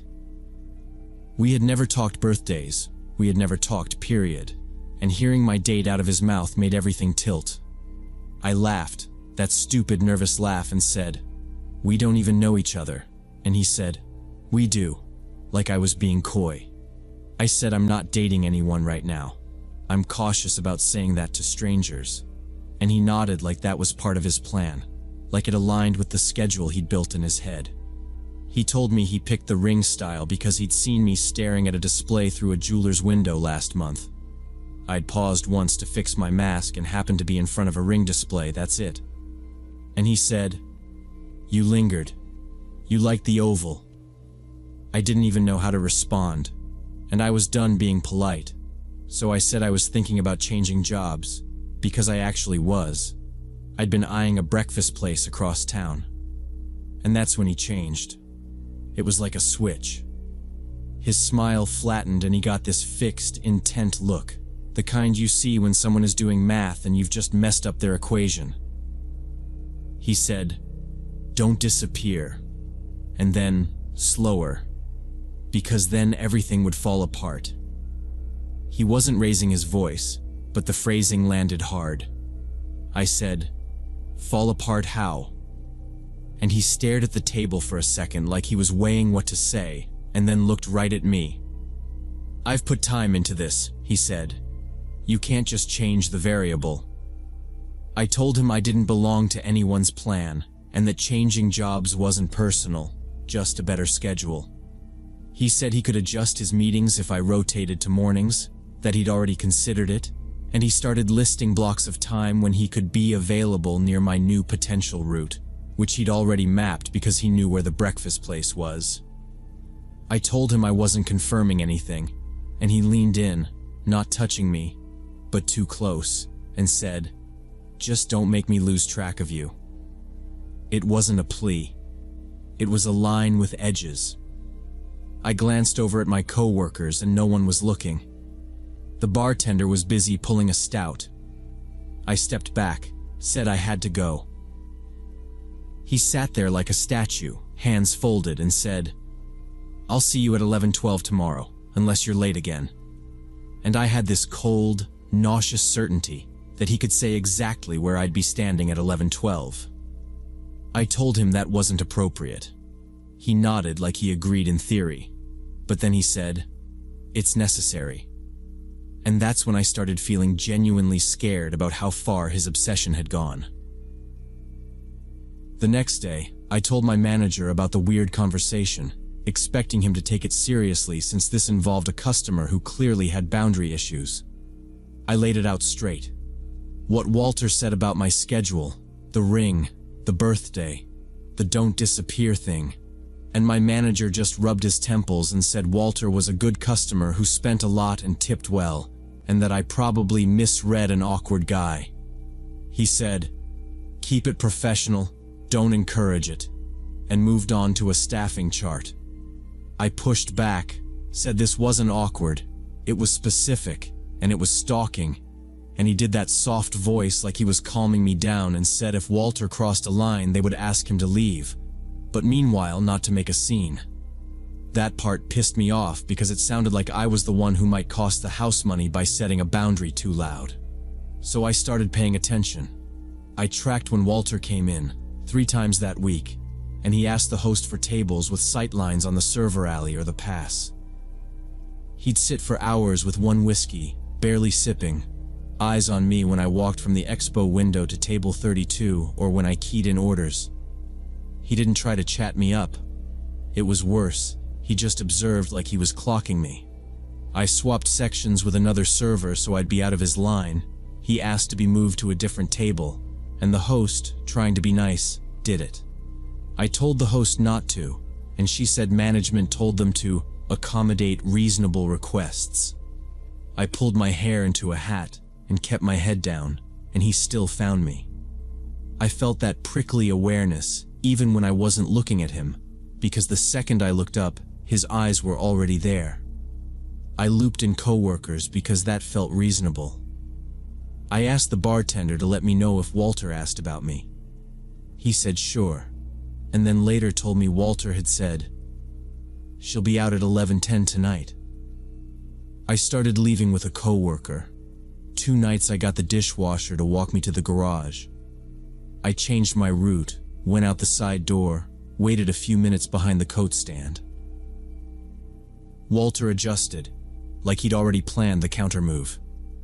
One night I cut through the alley, and when I glanced back to the main street, he was standing outside under the awning, not smoking, not on his phone, just facing the alley like he knew I'd be there any second. I stepped back into the shadow behind the dumpster and waited until a family came out, and I followed them tight, like I belonged to them. By the 3rd week, the staff had a silent system. If Walter walked the floor when I was running food, a busser would pass me and take the tray so I didn't have to stop near his table. If he asked for me by name, the host said I was off. Management didn't like the lie, but they didn't stop it either, because I kept my head down and didn't blow it up on the floor. He never touched me, never yelled, nothing you could pin to a code of conduct sheet, but he tracked my path like it was his job. One night he said, "See you tomorrow," when I hadn't said a word to him all shift. I ignored it, went straight to the back, counted my cash, and walked out with 2 coworkers. He was at the curb talking to a rideshare driver with his hands behind his back, and he watched us turn the corner. I felt like if I sped up, I'd be telling him he could make me run, so I didn't. I just kept moving, keys between my fingers, jaw tight. Fortunately, The restaurant ended up closing permanently about a month later due to the pandemic. Ownership said numbers never recovered and rent went up, so I never had to deal with Walter again as a customer. We all got called into a meeting at 2 in the afternoon. They handed out final checks and a printout with a hotline, and the GM hugged people who wanted it and kept her distance from people who didn't. I packed my knife roll, my wine key, the spare flats from under the host stand, and I walked out the side door on purpose to avoid the street he used, which felt silly, but I did it anyway. Even now, almost 2 years later, I sometimes get this feeling like someone's watching me when I'm at work or walking to my car. Like I'll be bagging pastries at the new place, and I'll look up and the glass shows a reflection from the sidewalk, a suit passing twice in a loop that doesn't make sense, and I'll tell myself it's just the lunch crowd doing laps on calls. I've noticed the same dark sedan parked across from my apartment 3 evenings in a row, and then it's gone for a week, and then it's back in the exact spot. Or I'll take the stairs instead of the elevator and hear a footstep echo right when I pause, and then nothing. And maybe it's just concrete playing tricks because stairwells do that. I know they do. I've crossed the street when I see a shape that looks like him, and I've turned a corner and waited behind a delivery truck to see if the shape follows. And sometimes it does. And sometimes it's a different guy in a similar suit. And sometimes it's nobody. And I've memorized plates, and then realized I swapped 2 numbers around and it's useless. I can't be sure it's actually Walter, and I hate giving him credit for every shadow. But the night a rideshare driver asked if my boyfriend was meeting me at the curb because a guy in a suit was standing there a while, I tipped extra and told him no. And I watched the glass of the coffee shop door while we waited, breath short but steady. And there was nobody obvious, nothing you could point to and say, "That's him." I know how I sound, but the whole experience taught me that the danger isn't the yelling guy. It's the polite one who thinks you're part of his schedule and talks in future tense like he's already lived your life with you in it. And if my manager ever reads this, I hope he remembers telling me not to make a scene and how good customers get treated. Because I change my routes now, and I keep a picture of that corner office view in my head, and I trust the first bad twinge. And when I hit unlock on my car fob, I glance in the back seat every time, then I get in and lock the doors fast.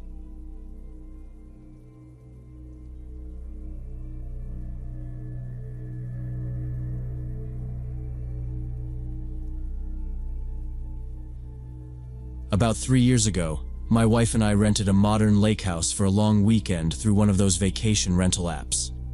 It was in a gated community with the kind of keypad arm that made you feel safe, but the houses were spaced out, and this one was set low on the water with huge windows, so it still felt like we were kind of on our own. 2 stories but flipped. Parking at the top level. Then you walk down to the first floor that sat right at the water line with a big deck and a short dock. We usually boarded our dog Max, but we brought him last minute cause it was supposed to be a relaxing, easy trip and the kids begged, and he's calmer with us anyway. First evening was exactly what you want. Hot coals, cheap burgers, kids jumping off the dock. Then we rinsed them, made cocoa, and put on a movie by the gas fireplace. Max conked out in the living room near the sliding doors like he was on duty. Before bed, my wife and I did the normal checks. Front keypad locked, garage door light green, sliders latched, windows shut. The owner had left a laminated checklist. And then we killed the downstairs lights and went up. It was just past 11. I remember telling her, we might actually sleep for once. About 30 minutes later, I woke up to some strange sounds coming from the direction of the lake. At first, I figured it was waves slapping the dock, or the wind banging a fender against one of the tie posts. Water does that hollow thump that carries at night, so I tried to settle, but then I heard it again, and it wasn't water. It was a sequence, heel-toe on wood, and it stopped right under our bedroom. Max, who never barks at nonsense, went from low rumble to full-on alarms in 2 seconds. I was already out of bed whispering, "Stay here, lock the door," to my wife. I grabbed the bat we keep in the trunk when we travel. Habit, little league bat, but still. And hit the stair light with my elbow on the way down. I kept thinking it was a raccoon or something big like an otter. Dumb, I know. But I flipped on the exterior deck lights and the whole lower deck washed out in bright white. Through the glass I saw it plain. Wet boot prints on the boards, not bare feet, not paws. Spaced like a normal adult's stride, leading up from the dock to the house and then back toward the water, like someone tested the door and retreated. The slider was still locked, handle vertical, security pin in. But when I slid my palm over the nearest window, I felt a little burr, and the screen had a clean cut about 6 inches long at the corner. The window itself was shut. Max was hammering at the glass with his nails, losing his mind. I told him back, more to keep him from smashing into the door than anything else. My wife was upstairs on her phone telling community security that there were prints and our dog was going nuts. I heard her say, "They were just by here? Well, we need someone now." And I could hear the guard on speaker, calm voice, saying their patrol had just rolled through and saw nothing but that he'd head over to check more thoroughly. "Where's the kid's shoes?" my wife asked, as she came halfway down the stairs with the car keys and the diaper bag she still uses for random kid stuff. "In the cubby? Why?" I already knew why. We weren't going to stand around debating. She told me, "I'm taking them to the car," and I said, "Yes, go." And we moved fast without making it a big scene for the kids. Quiet, shh, it's okay little adventure. While I held the bat and watched those prints glow on the deck boards under the light. We keep our voices low but firm when something's off. It keeps them from spiraling. I clicked on the flood that hit the dock too, and it lit up a slice of the water. Flat, black, and then the reflected shimmer. No boat in the cone of light, but you could easily sit just past it and we'd never see. I tried the back camera on my phone through the glass, zoomed in, nothing but spillover glare. The cut screen bothered me more than the footprints. Someone had bothered to test a different entry, like they had time or had been circling. Max kept breaking into that ugly bark thrum he only does for strangers at the door. I stuck my ear near the slider and listened. Somewhere to my right, a wet rope thunked softly against wood. I slid the kitchen drawer and grabbed a flashlight, killed the inside lights, and left the outside floods burning. From the driveway above, I saw our SUV's lights flash as my wife unlocked it. The soft clunk of doors and the kids' confused little voices. No crying, just questions. Then quiet. She texted me, "In car," and I stayed by the glass with the bat and the beam, waiting for the guard. He arrived in about 20 minutes. Felt longer, but I checked the call log later, and he brought a local sheriff's deputy who must have been nearby. I waved them down from the upper level so I didn't open the lakeside. Then we all went around together. Guard with a mag light, deputy with a hand on his holster, me with the bat like a doofus.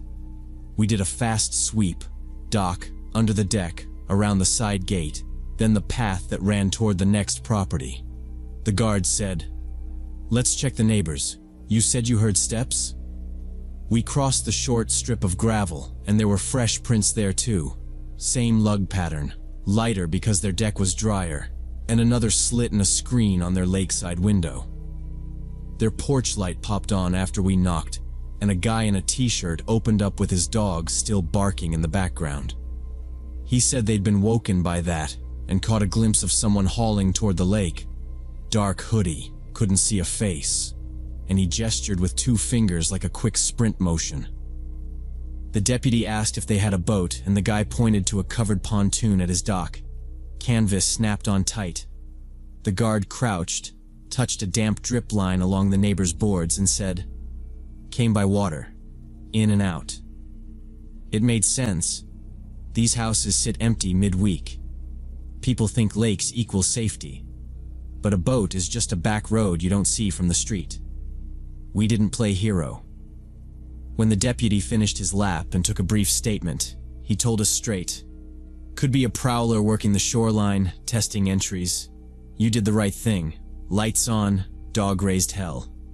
I thanked Max out loud like an idiot, 'cause honestly, if he hadn't barked, we might have slept through a slider jiggle. My wife rolled the window down and asked the guard, "Should we stay somewhere else?" And he nodded, like that was the normal move. We packed fast. Just overnight bags and the chargers. Locked the place, took pictures of the prints and the cut screen for the owner, and drove to a hotel near the highway. The kids fell asleep in 5 minutes. Max did finally too, still keyed up, head popping up at every hallway sound. In the morning, we went back with coffee to meet the community manager, who walked the deck with us and the neighbor and said, matter of fact, that this had been happening to lakeside houses for about a month. Apparently, the intruder had been studying the patterns of when owners came and went, targeting houses where nobody lived full-time. The manager said that the next morning in the office by the gate, and the deputy didn't disagree. He just asked for our photos and promised more patrols. I emailed everything with timestamps, including the cut screen, and gave a phone statement that afternoon while it was fresh. Max slept hard like adrenaline dump, and I kept picturing the wet prints walking up and back like the person knew how long they had. That feeling is what pushed me to keep pressing for updates, not to be a hero, just to close the loop so I could sleep. Now, before I go on, you need to know why I kept pushing. My job is boring IT and I lock things down, so open patterns bug me. I checked in with the manager every few days, not spamming, just a quick, "Any update?" He said they were adding cameras along the docks, extending the motion lights, and posting monitored signs. He asked if we'd return for the last night. I told him we were staying at the hotel. He apologized and I said it wasn't on him. This is just how crooks work. About a week later, he called me first. There'd been a serious burglary 2 coves over. A family slept through it and the intruder got inside. No dog, he said, and it landed because we both knew how that mattered. They woke to purses dumped, a laptop gone, jewelry missing. The deputy thought a slider hadn't latched all the way. I pulled into a grocery lot to take notes and then called my wife, who just said we'd been lucky and kept it moving. I forwarded our photos to the owner again and suggested a drop bar and better locks. He called back right away and said, "I'm chaining the dock ladder and putting a dowel in the track today." He told me the HOA was telling owners to pull boat keys and add cable locks, which should have been obvious. He asked about Max. I said he'd started planting himself by our front door at dusk like a gate. We saw a patrol boat idle outside our cove once and a cruiser sit near the gate 2 nights, but we still stayed at the hotel and left in daylight. Back home, I added 2 more cameras, one at the side gate and one on the back slider, and tuned the alerts to only ping for people. 3 weeks later, the manager forwarded a dock camera still of a low aluminum John boat with its lights off at 2:13 a.m., 2 hooded figures slouched like they did this a lot. The registration was muddy. The deputy said maybe stolen, maybe swapped, and they blasted the still to the HOA list and station bulletin. They also added more shoreline lighting and set cameras to push clips to patrol tablets. That was the last real update. We changed how we travel. Hotels or big resorts with staff on site, even if it costs more. And I bring Max on every trip now. I pack a door wedge and a dowel for sliders, and I don't post trips in real time.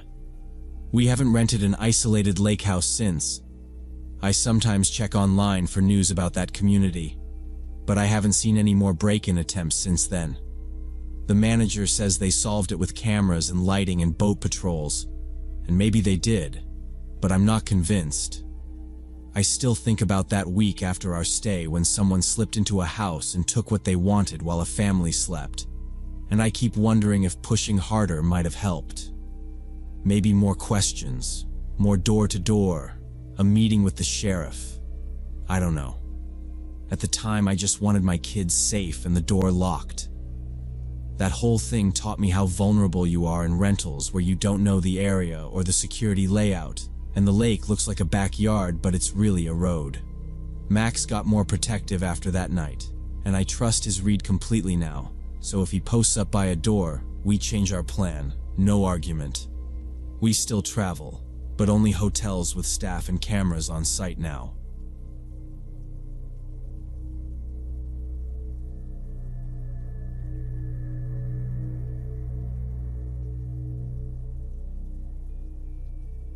This story happened back in 2008 when I was only about 18 months old, so obviously I don't remember any of it myself. My parents and my babysitter Christina have told me the details so many times that it feels like a memory anyway. Like a movie I've seen a dozen times and can quote. And it always starts the same way. My parents got invited to watch the NBA Finals at some friend's place 2 neighborhoods over. They didn't want to drag a baby to a loud living room, and they booked Christina, who was 17 and lived down the street. Mom gave her the whole speech. Don't leave the house, don't open the door, call if anything weird happens, food's in the fridge, his pajamas are laid out. And my dad did the dad thing of repeating the same rules in a lower voice like that added new information. Christina said, "Totally, I got it." And according to her, the first hour was boring in that way, where you can hear other people having fun somewhere else. She changed the channel a few times, scrolled her phone, and then she texted a friend who said, "Everyone's at Mikey's for the game, come through." Which was how she convinced herself that bringing me in the stroller 6 blocks wasn't leaving the house so much as like relocating the house for a bit. She buckled me into the stroller the way you buckle a kid you don't expect to move, tossed a pack of wipes and 2 bottles into the diaper bag, locked the door behind her, and started walking toward the noise. It was a basic residential route. Straight shot, 4-way stop, then 2 more blocks. Street lights and trimmed hedges, the kind of place where dogs sleep through sirens. She says I did that baby half doze where your head goes heavy and you make little yawns. Every step she took, she was telling herself it was fine. It was fine. It was fine. Because she could literally see the house from the corner by the time she felt the first real, maybe this is dumb twinge. Inside, it was exactly what you'd expect. Teenagers yelling at a TV, a coffee table with pizza boxes, someone holding a foam finger for a team that wasn't even playing, the kind of chaos where nobody's looking at the door anyway. Christina parked my stroller in the hallway where it was a little quieter, fixed my blanket, and did the bounce with 1 foot thing while she watched. She says the game got tight and everyone was doing that fake coach shouting, "Box out!" and "No stupid fouls." And she started checking the time on her phone, thinking about how my mom had said they'd be home around midnight, but would probably leave before the final buzzer. She didn't want to risk missing them by 5 minutes and having to explain any of this. At maybe 9:55 or so, she told her friends she had to dip, got the diaper bag zipped, and pulled me out of the knot of noise back into the cool air. This is where the dominoes start. She swears she meant to recheck everything, straps, blanket, bag, but she was moving fast, anxious about the time, and I wasn't fussing. She clicked the stroller's center buckle but not the shoulder straps, which matter more than people think. And because I was that weirdly easy kid who'd fall asleep anywhere, her words, not mine, she figured it was no big deal. She started home on the same route, pushing harder than on the way there, like somehow the speed of the stroller would erase the detour. The sidewalks were empty. A sprinkler hissed. She says she kept looking at the little green man on the crosswalk sign like it was a countdown clock. About a block in, she noticed a dark sedan roll through the 4-way slower than normal and crawl past the intersection like the driver was trying to read a mailbox. She ignored it. People get lost, right? And kept going. My blanket slid down and she tugged it back without stopping. She checked her phone again and put it away. She was doing that teenage multitasking where you move and text and plan and none of it is totally thoughtful. And in telling it now, she always says, "I should have called your mom, but I was scared of getting chewed out, so I just wanted to get home before anything could be wrong." 2 blocks from the house, she clocked the same sedan coming up behind us a second time, No turn signal, not tailgating, just there. Probably looking for parking, she told herself. She switched sides of the stroller so she'd be on the curb side, which was smart without making a big deal out of it, and she kept walking. The engine sound didn't fade. She says the only reason she didn't run was because running with a stroller is how you hit a crack and launch a baby, which she'd actually seen happen once in a YouTube fail compilation. So she sped up without sprinting, doing the quick look over the shoulder thing, measuring the distance to the next corner.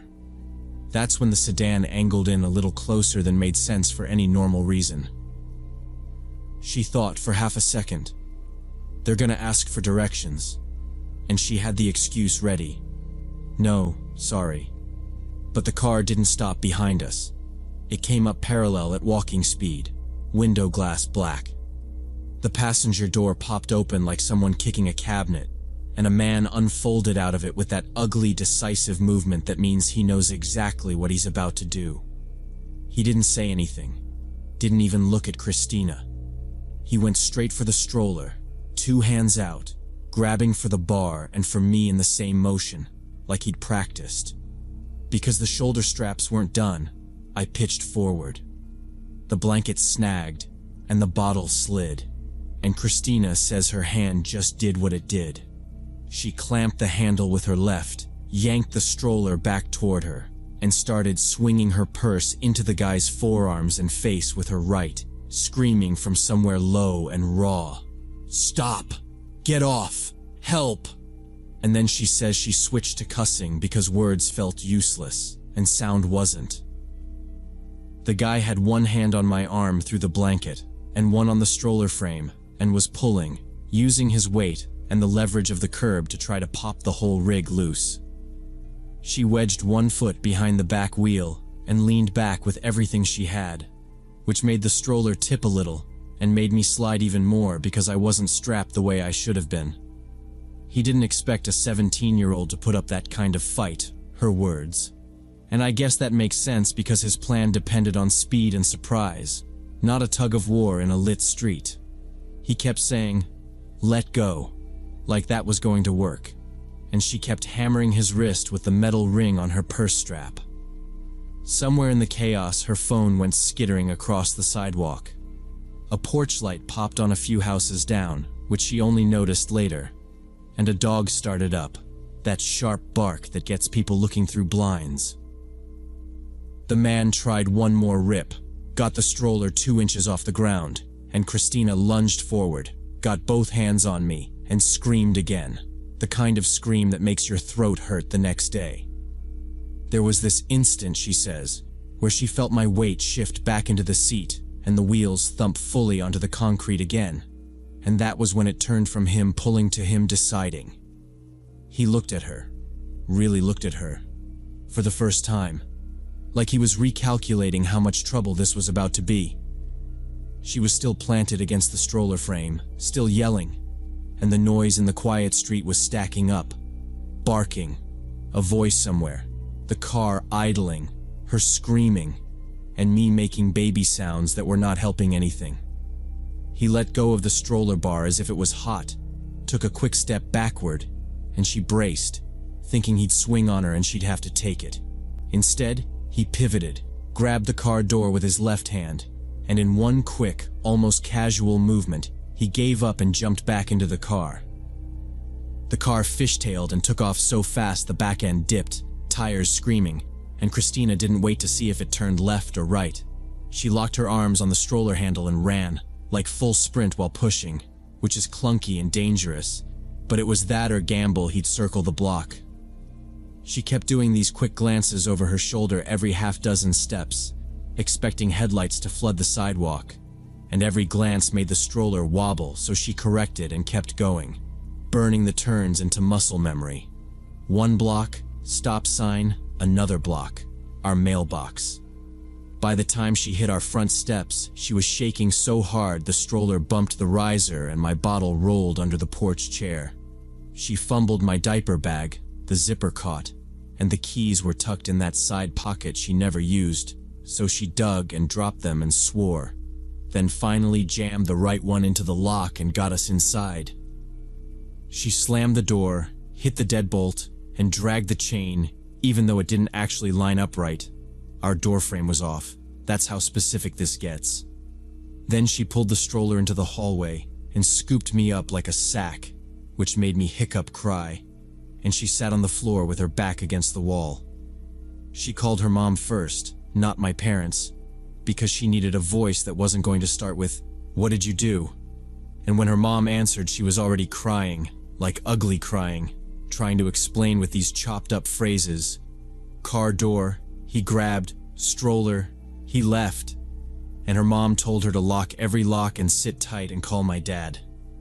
Christina hung up and pressed her cheek to the top of my head and rocked without thinking, whispering, "You're okay, you're okay." Like that would make it true. Then she wiped her face on her sleeve and stared at the front door like it could open on its own. When my parents came home, about an hour later, they said, which makes sense given the timing of the game, everything got loud without anyone yelling. My mom saw Christina's swollen eyes and the way she couldn't stop apologizing. "I'm so sorry. I'm so sorry. I shouldn't have. I didn't think." And my mom's face did that flat thing where you know she's trying to get information before emotion. My dad took me from Christina and did a fast head-to-toe check like he was triaging. Any marks? Any tenderness? Then handed me to my mom and said, "What happened?" in that clipped, low tone. Christina told it straight. No extra drama because there wasn't room for it. Just the walk, the sedan, the door, the hands, the struggle, the run. When she got to the part about the straps not being buckled, my dad closed his eyes for a second, then opened them and said, "You were told not to leave the house." She nodded and said, "I know." And he said, "You could have gotten him killed." And there wasn't a good answer to that. He grabbed the landline because the corded phone was on the wall by the kitchen, and he trusted a dial tone he could hear, and he called the police. He gave our address, said, "Attempted abduction," said, "Dark sedan," said, "Passenger jumped out," and the dispatcher asked if anyone was injured, and if the suspect was still in the area. Christina answered when she knew something and said, "I don't know," when she didn't, which mattered. And within 10 minutes there were 2 officers at the door. They took statements in the living room, my mom holding me, my dad standing by the doorway like a blocker, Christina on the edge of the couch with her hands twisted in the strap of her purse, and the officers ran through their checklist. Time, location, direction of travel, any distinguishing marks, clothing, accent, height, smell. Yes, they asked that. And Christina kept shaking her head because she hadn't clocked anything besides the fact of him. "Dark hoodie maybe," she said. And the car was dark too, like black or blue. I couldn't see the plate.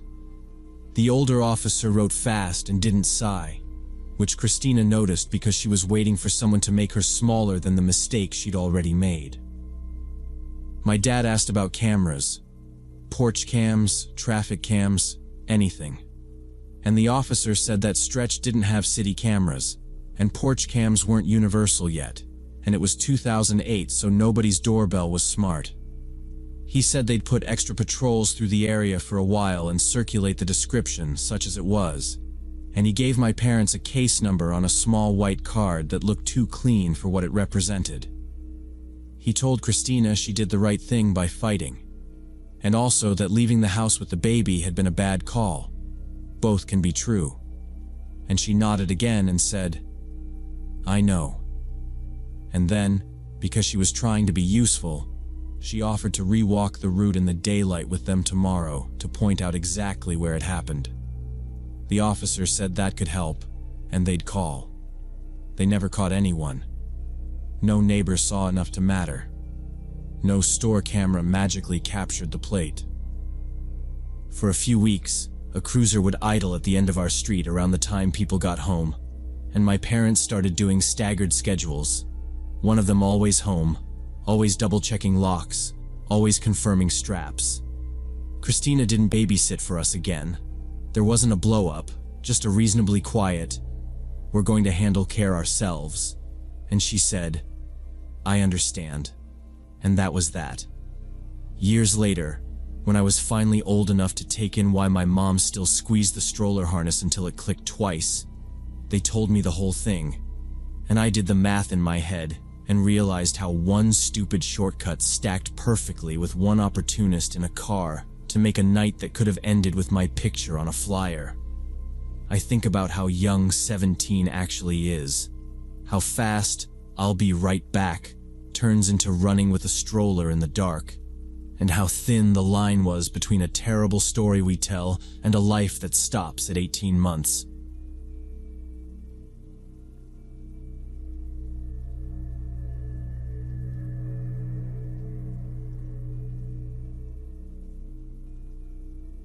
Last year, I drove down to Austin for a big tech conference with two coworkers from our IT department, David and Rachel. We'd been planning this work trip for months and didn't want to cancel, even though the weather forecast was calling for severe thunderstorms. All three of us piled into a rental car for what should have been a 7-hour drive from Dallas. The first half went fine with just light rain and humidity, but then we hit a massive Texas thunderstorm with zero visibility. The rain was so heavy we had to crawl along at 25 miles per hour, and David swore he saw a tornado funnel in the distance, though it was hard to tell in that weather. We ended up stuck under an overpass for a full hour waiting for the worst of it to pass. Because of the delays, we didn't roll into Austin until 1:30 in the morning, way behind schedule. Since our company had us on a tight travel budget, we'd booked a cheap motel about 15 minutes from the convention center. I was the one driving, because the rental was in my name, and by the time we got off the highway, my wrists hurt from gripping the wheel.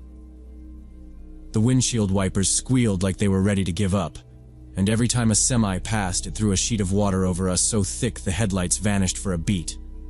Honestly, felt like getting dunked. David kept refreshing the conference app and complaining about the 9 a.m. keynote like I could do something about the time. And Rachel kept promising us breakfast tacos once we got in. She had a list saved, of course. When the storm finally eased to a steady drizzle, we all kind of deflated at once. The motel appeared out of the wet dark like it had been glued to a frontage road in 1986 and forgotten. "This is fine," Rachel said, not convincing anyone. I parked under a flickering light, killed the engine, and the three of us just sat there a second, listening to the rain tapping the roof. The motel was a 3-story building from the 1980s with no interior hallways. All the rooms opened onto exterior walkways. Unfortunately, the only rooms available were on the 3rd floor, and according to a handwritten sign, the elevator had been broken for several weeks. Arriving at the motel in the middle of the night was pretty depressing. It was still drizzling, there were only 4 cars in the parking lot, and half the exterior lights weren't working. The lobby had a sleepy desk clerk who reluctantly checked us in and seemed annoyed about being woken up. As we were leaving to get our luggage, the clerk suddenly called out, "Hey folks, don't open your room doors for strangers, and call the front desk if anything seems weird." That warning felt ominous, but we were exhausted and just wanted to get to our rooms.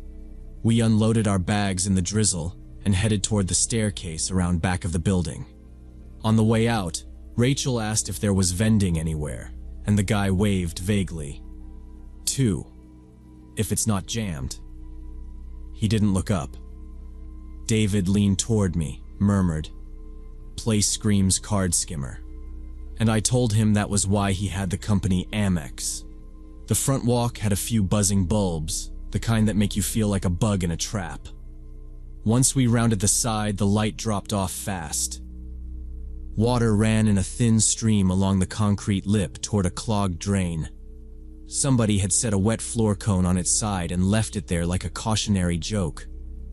I kept thinking about the clerk's tone, less, "Be careful," and more, "I'm tired of paperwork." But again, it was late. Our clothes were damp, and those skinny suitcase wheels loved to catch on every ridge, so all I really wanted was vertical transport and a locked door. Now, Before I explain what happened next, you need to understand we weren't trying to be brave or dumb. We were just done. The front stairwell had a strip of painter's tape across the entry with "No access" scrawled in Sharpie and fresh raindrops beaded on it, like a recent problem. The back corner looked worse. No working fixtures at all, just the glow from the lot bleeding around the wall. Our footsteps on gravel sounded too loud. Rachel said, half joking, "If we get tetanus here, I'm invoicing." And David said, "Facilities will route it to procurement," which made me snort despite myself. I flashed my phone light up the stairwell, saw slick metal treads and a crushed beer can on the landing, and started angling our bags that way because, honestly, that was the only option we were expecting. When we rounded the corner, all three of us saw that the elevator was unexpectedly working. The doors were open, the interior light was on, and the out-of-order sign was lying on the ground nearby. The elevator light was the only illumination on the entire backside of the building, creating this eerie glow in the darkness. It seemed like our luck was finally turning around. We wouldn't have to haul heavy suitcases up 3 flights of slippery stairs. I remember thinking it was weird to see elevator doors standing open like that, but I didn't want to question our good fortune. We rolled our bags across a patch of peeling paint toward that square of light. David nudged the fallen sign with his shoe and said, "What are the odds?" And I said, "I'm not arguing with gravity at 1:40 a.m. Up close, the car looked normal enough. Scuffed stainless walls, a cracked plastic floor indicator that still worked, an inspection frame with no certificate, par for the course with places like this. A black arc of rubber scuff marked the floor like someone had spun a duffel. The mirror panel on the back wall was scratched up so bad it made 3 of me if I tilted my head. Rachel peered at the panel with the phone to her ear. She was pulling up our room numbers and said, "No camera," under her breath, like she was taking inventory. "Third," I said, hitting the button. David dragged the last roller in and planted his foot to keep the doors from thinking about closing on us. I get that this is where people online always say they had a bad feeling. Yeah, maybe I did. But the stairs were wet, and the elevator was right there, lit, humming, and open.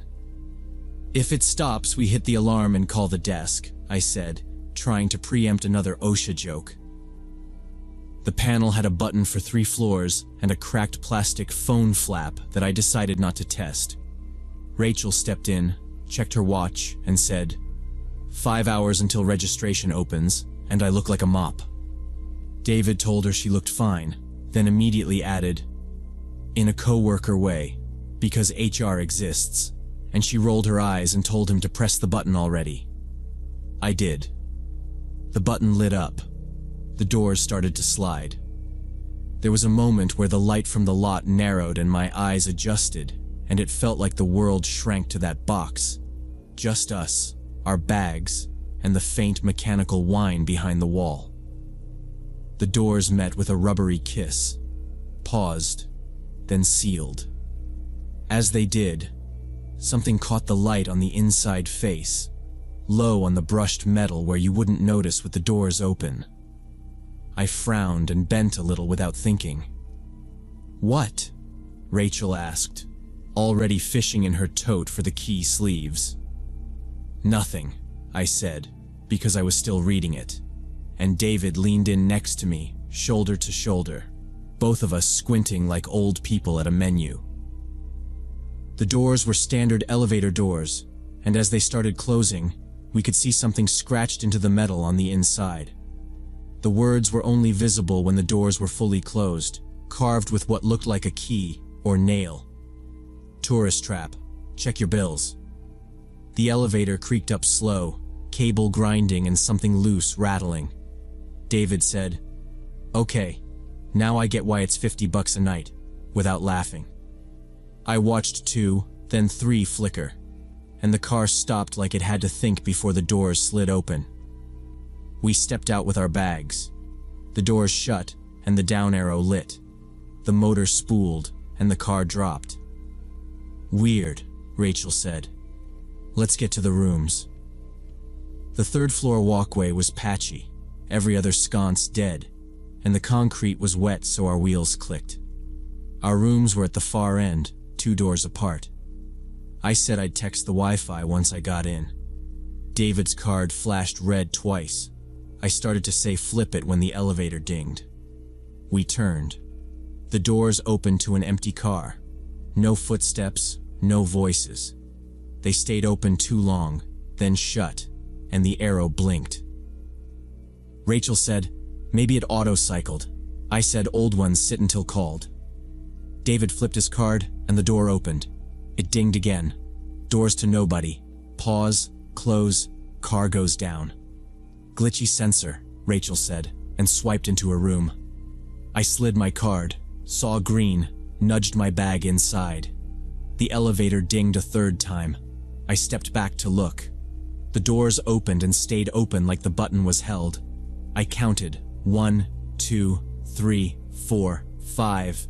Then they closed and dropped. Enough. I went in and shut the door. We locked everything and agreed on breakfast. I leaned my roller against the door. Through the wall, I heard Rachel's voicemail and David testing inputs. I tried the Wi-Fi.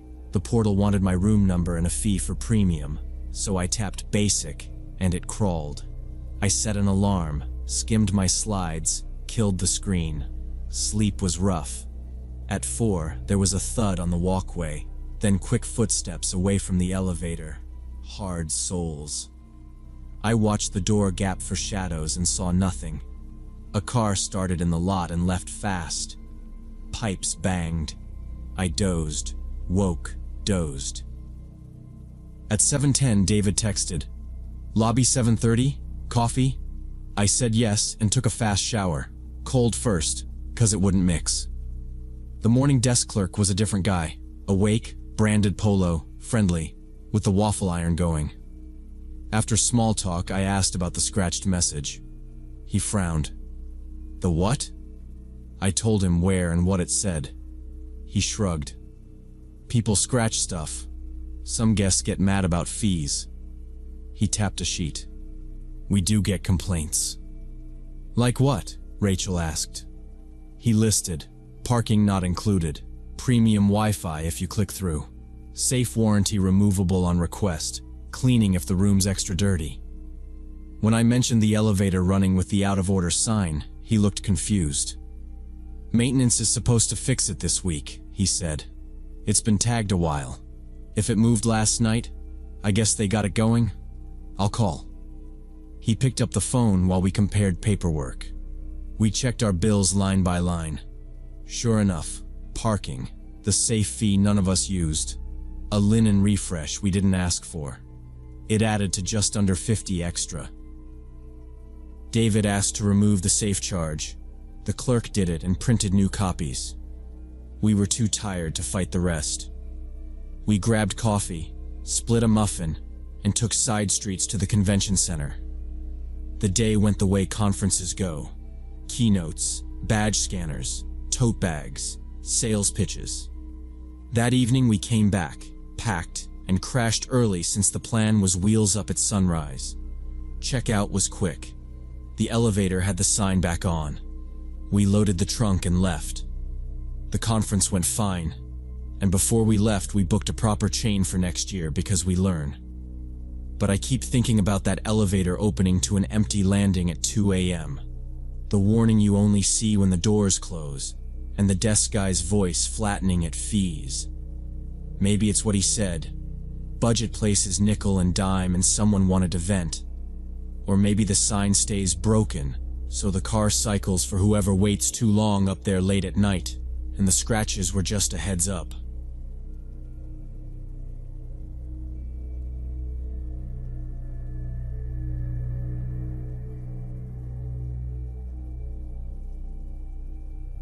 Back in the summer of 1994, when I was 6 years old, my family spent a weekend at this huge water park that had just opened about an hour from our house.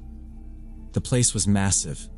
There were multiple pools, water slides, a lazy river, and this awesome wave pool that was supposed to be the main attraction. My mom stayed with me in the kiddie area since I wasn't a strong swimmer yet, while my older brothers went off to try the big slides with Dad. I was having a blast playing with all the other little kids in the shallow water when this boy who looked maybe 8 or 9 years old came up to me. He seemed friendly enough and started talking about how cool the wave pool was and how much fun it would be to go swimming there. I told him that my mom had specifically said I wasn't allowed to go to the big pool without an adult, but he insisted it would be fine. He said, kinda fast, that he'd been there twice already and it was way easier than the slides, and he pointed at the big blue pool across the park like I'd just missed the whole point of being here. He kept saying, "Come on, it's just over there, you don't even have to go deep," and I kept repeating what my mom said. He didn't get mad. He just smiled like he knew something I didn't. "It's okay," he goes. "My uncle works there." At 6, that sounded like a magic password. I remember glancing back at my mom sitting on the edge of the kiddie pool, towel across her lap, talking to another mom. She didn't look over. The boy leaned closer and said his uncle knew we were coming. Now, before I explain what happened next, you need to understand how the park felt to me then. Safe. Everywhere you looked, there were lifeguards in red shorts, white shirts, those torpedo floats under their arms. There were signs, whistles, arrows painted on the concrete. If an adult in a uniform said something, it sounded official by default. So when this boy said there was an exception for us because his uncle was a guard, that clicked in my head like a hallway pass at school. I didn't think about how his story didn't quite match the way my mom handled rules. I just wanted the waves. The boy told me that his uncle was a lifeguard at the wave pool and was already expecting us to come over. He said his uncle had talked to my mom and gotten permission for him to take me there. Being 6 years old and easily convinced, I believed him completely. The wave pool did look incredibly exciting, and I'd been watching the artificial waves from across the park all day wishing I could try it. So I followed this kid across the entire park, walking past multiple lifeguard stations and safety checkpoints without anyone stopping us. When we got to the wave pool, there was indeed a man wearing red lifeguard shorts and a white t-shirt waiting for us near the edge of the water. He smiled and took my hand, leading me into the pool just as a new wave cycle was starting. He wasn't wearing a whistle. I remember that now. Back then, I only noticed how his shirt wasn't tucked, and the logo on it looked a little faded compared to the others. He said he'd keep me near the rope and we'd test the bumps, which sounded grown-up and safe. The boy who'd brought me stood ankle-deep watching us for a second. Then he drifted toward the steps like he was bored. The man held my hand while the waves rose and we bounced. He kept glancing over my head at the deck, not at me, like he was waiting on something else. We only stayed in the water for maybe 2 or 3 minutes before the lifeguard said we needed to get out. I thought we were going back to the kiddie area where my mom was waiting, but instead, he started walking toward the main entrance of the park. I was confused but didn't really question it, because he was an adult in a uniform who seemed to know what he was doing. The boy who had brought me there had completely disappeared. I looked around for him but couldn't see him anywhere in the crowd. As we climbed the steps, the man kept my hand and cut across the hot concrete, past lounge chairs and a sign that read, "No re-entry without stamp." My brain finally caught up enough to realize we were headed the wrong direction. "My mom's that way," I said, trying to point back toward the kiddie fence. 2 minutes, he said, not looking at me. "We just gotta grab something." It didn't make sense. What did we have to grab outside the park? But I was 6, and he was taller, and moving fast, and people flowed around us like we were just part of the crowd. As we approached the turnstiles at the entrance, I started feeling nervous because I knew we were supposed to stay inside the park. There was a booth with the teen handing out wristbands, the buzzing of those metal clickers, and the open space beyond where the parking lot shimmered. I slowed down. He tugged. That's when one of the real lifeguards who was stationed near the entrance noticed us and asked me where my parents were. "Hey kiddo, you with your folks?" he said in a light voice that didn't match how sharp his eyes looked. The man with me answered for me, fast. "She's with me," and kept walking. The entrance guard's posture changed. He stepped off his stool with the red rescue tube across his chest like a seatbelt. "What section are you assigned to?" he asked the man. The man said, "Wave," but he didn't say a number and his smile didn't reach his eyes. Another guard, a woman with a stamp pad clipped to her belt, came over and crouched to my level. "Sweetie, what's your mom's name?" she asked. I opened my mouth and I froze because saying my mom's name out loud felt like admitting something was wrong. The man stopped moving for the first time. I felt his grip change. No more friendly guide, more like a glove that didn't want to slip off. The teen guard shifted between us, one hand out, not touching, but blocking. "Supervisor's right there," he told the man, nodding toward a glass office by the turnstiles. The man put his hands up a little, the kind of gesture that says easy.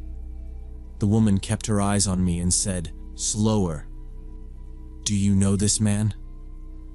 I heard myself say, "He's the uncle," because that's what I'd been told, and it sounded thin coming out of my mouth. I looked for the boy. He was gone. The wave pool was just a blur behind a wall of people, and the only thing I could see clearly was the parking lot beyond the exit, bright and empty and wrong. "Where are your parents?" the woman asked again. The noise of the park went tinny, like it was far away. I looked back toward the kiddie area and saw only umbrellas and steam and 100 towels that weren't ours. My chest got tight and my hand felt slippery in the man's, and when I tried to pull free, he held on. "Let her answer," the teen guard said, louder now. I swallowed and told the truth the only way I could. "I don't know," I said, and as soon as I heard myself say it, everything else, being brave, being polite, trying to sound older, just fell apart all at once. My face went hot and my voice hiccuped, and before anyone could say another word or ask another question, I started crying because I suddenly realized I was lost. The entrance guard didn't wait for anyone else to decide. He stepped between us, peeled my hand out of the man's grip in one practiced move, and guided me behind his hip like a shield. He asked my name, what I was wearing, what my hair looked like, and as I said it, bright pink bathing suit with white polka dots, 2 braids, yellow ribbons, he repeated it into a little radio clipped to his waist. Another guard answered right away, and I heard my own description bouncing back from different corners of the park like they were copying me onto loudspeakers. The man tried to talk over him, saying he was taking me to Lost and Found, but the teen guard didn't budge. "Hang on," he said, lifting his chin at the turnstiles. "We've got a hold at the exits." I didn't know what that meant until I watched 2 security guys in polos slide into place by the gates. The woman guard asked the man for his wristband. He said he left it at a chair by the wave pool. She said someone could grab it for him. He said he'd go. The teen guard said, "No, sir," in a voice that made me stop breathing for a second. Within minutes, really minutes, my mom came into view like she'd been fired out of a cannon. She was yelling my name, shoving past a family with floaties, and when she hit me, she counted my fingers and checked my face and said, "Where did you go?" on repeat. A supervisor with a clipboard and a ring of keys told the radio to keep the exits closed and to sweep the path between Kitty and the wave pool. The boy who brought me over was nowhere, like he'd never existed. The supervisor asked where I met him. I pointed at the kiddie fence and the frog slide. 2 attendants from that section came over, and one said he didn't remember any boy that age hovering around, which made my mom's hand clamp tighter on my shoulder. The supervisor told someone to pull whatever camera they had on the wave pool. The man who'd held my hand stared at the turnstiles like they were doors about to open if he wished hard enough. "Which section are you assigned to?" the teen guard asked him. "Wave," the man said again, like the word would turn his shirt into a real uniform.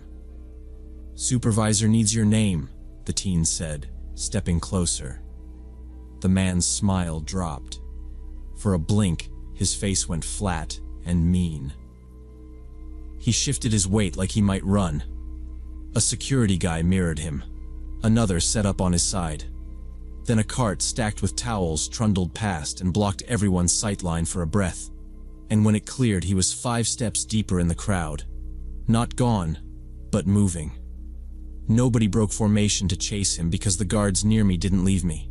And my mom kept saying, "Please," over and over, which I think was for them and for me. The supervisor snapped at the radio, blocked the service door, and pointed a security guy toward a staff gate. They moved us into a glass office by the turnstiles. Someone shut the door. Through the glass, I watched security stopping people who matched some quick description: white shirt, red shorts, no whistle, asking to see wristbands. The supervisor asked my mom if she wanted to call police now, or wait for my dad. "Now," she said, and the word hit the room. They put me in a chair and handed me a paper cone of water, and the woman guard crouched in front of me and asked me step by step, no baby talk. What did the boy say? What did the man say? Did either touch me anywhere else? Did anyone show a badge? I said no to the touching, no badge, and I told her the boy said his uncle worked at the Waves, and my mom said yes already. She wrote every answer on a form with boxes for time and place. I heard somebody say, "attempted abduction," and then stop saying it when they looked at me. But it didn't change what happened. My dad came in still wet from the slides, saw me, hugged me quick, then turned on the supervisor with 1,000 questions. How did a stranger walk a 6-year-old past 3 stations? How did a fake shirt get that close to the exit? Where were the cameras? The supervisor said, "We're on it," and radioed again to check the staff lot. A guard opened the office door just long enough to say, "We've got security sweeping the entrance and the side path," and closed it. I asked if the boy was in trouble, and nobody answered me directly. My mom said, "You're okay," and kept a hand on my arm like a seatbelt. I didn't see the man again. I didn't see the boy again. One of the guards said they'd walk us to our car when we were ready. My mom said we weren't ready. My dad kept watching the gate like the man would circle back, like predators were dumb, but the supervisor said it didn't usually go that way. Later, my mom told me that when she'd asked other staff members about the boy who had taken me to the wave pool, nobody remembered seeing him at all, which rattled her worse than the man because it meant he'd done his job clean. No scene, no noise, just a kid leading another kid. So either he came in with someone or slipped through a gap and left right after. And the park wasn't that big, and there were employees everywhere. But even with exits paused and guards circulating, nobody could place him. So the police came and took a report and asked me the same questions again, and we went over the timeline and the clothes, and whether the man had a whistle or a tag, and the answer was no. And without a clear description and without a camera angle that showed faces, there wasn't much they could do beyond note it and send a car to circle the lots. And my parents were told this happened more than people thought, that some adults used kids as bait, 'cause kids trust kids more than uniforms, and we drove home without stopping for dinner. And after that, my family changed how we did crowds. No split-ups, no exceptions, no just for a second. And I don't automatically trust a shirt or a badge even now. I wait for names and numbers and I check who's watching the gates. Because I was 6, and I'd already learned how fast a friendly voice can walk you straight to an exit.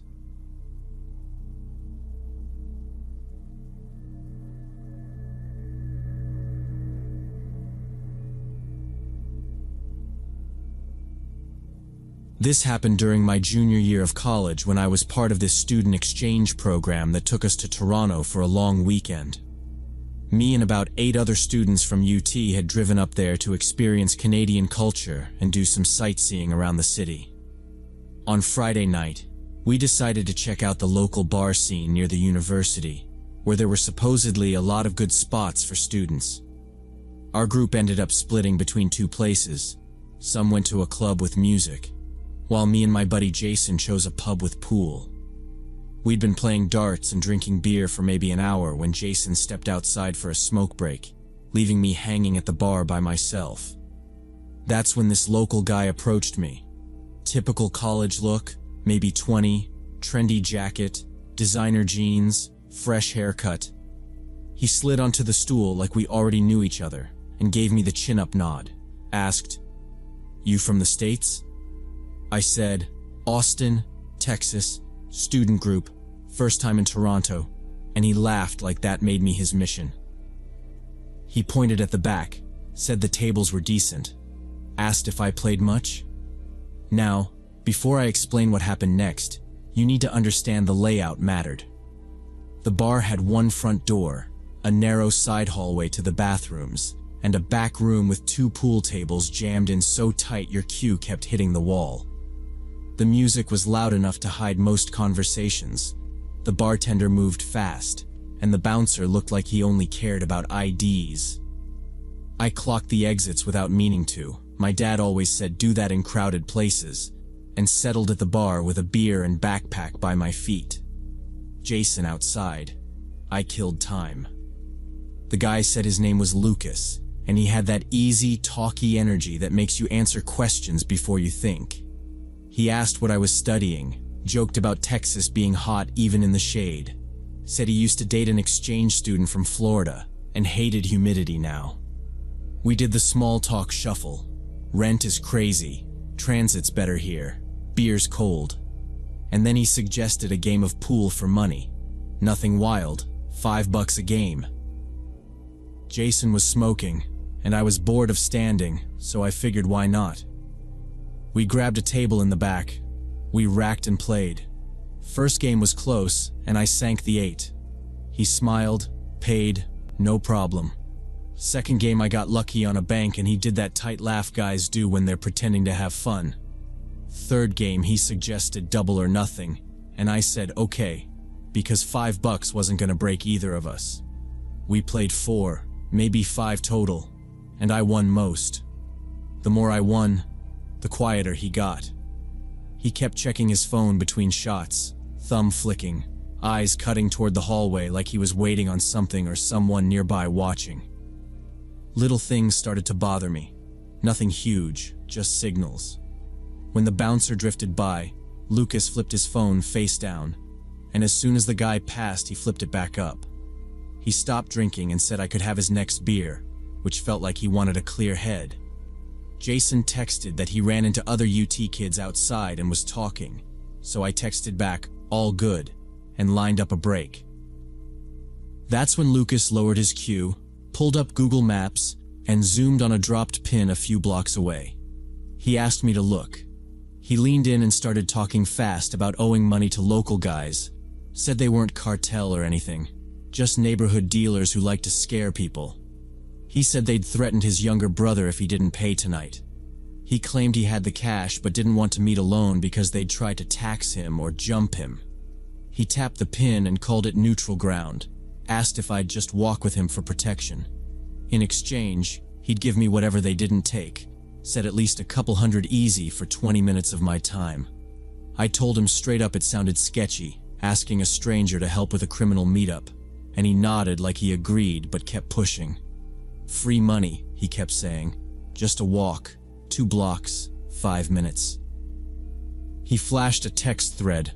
First names, times, the pin, no explicit threats, and slides it away before I could read anything useful. I said call the cops if you're scared, and he shut that down immediately. No cops, man. It gets worse if they see cruisers. He told me his friends bailed and I was his last shot or he'd be in trouble. The pin was weird. Between a locked gate and a dumpster, no obvious cameras, which sounded like where you go to get rolled. He tried calling an Uber and the route faced the wrong way like he'd already picked the street to approach from. Then he pivoted to walking, said it was more normal, knee bouncing, cue tapping. Bartender glanced over. He went quiet. He told me I looked like I could handle myself, which I can't. promised I'd never forget how generous Canada was. Lucas angled the map, tapping Blue Dot, and talked until I was convinced it was a setup. I told Lucas that if he was really in trouble with dangerous people, he should go to the police instead of asking a tourist to help him deal with drug dealers. As soon as I suggested involving the authorities, his whole attitude shifted, and he got this angry look on his face. He quickly put his phone away and muttered that I didn't understand the situation. Then he just broke off and walked away. I asked the bartender what he thought and he shrugged, said he hadn't heard.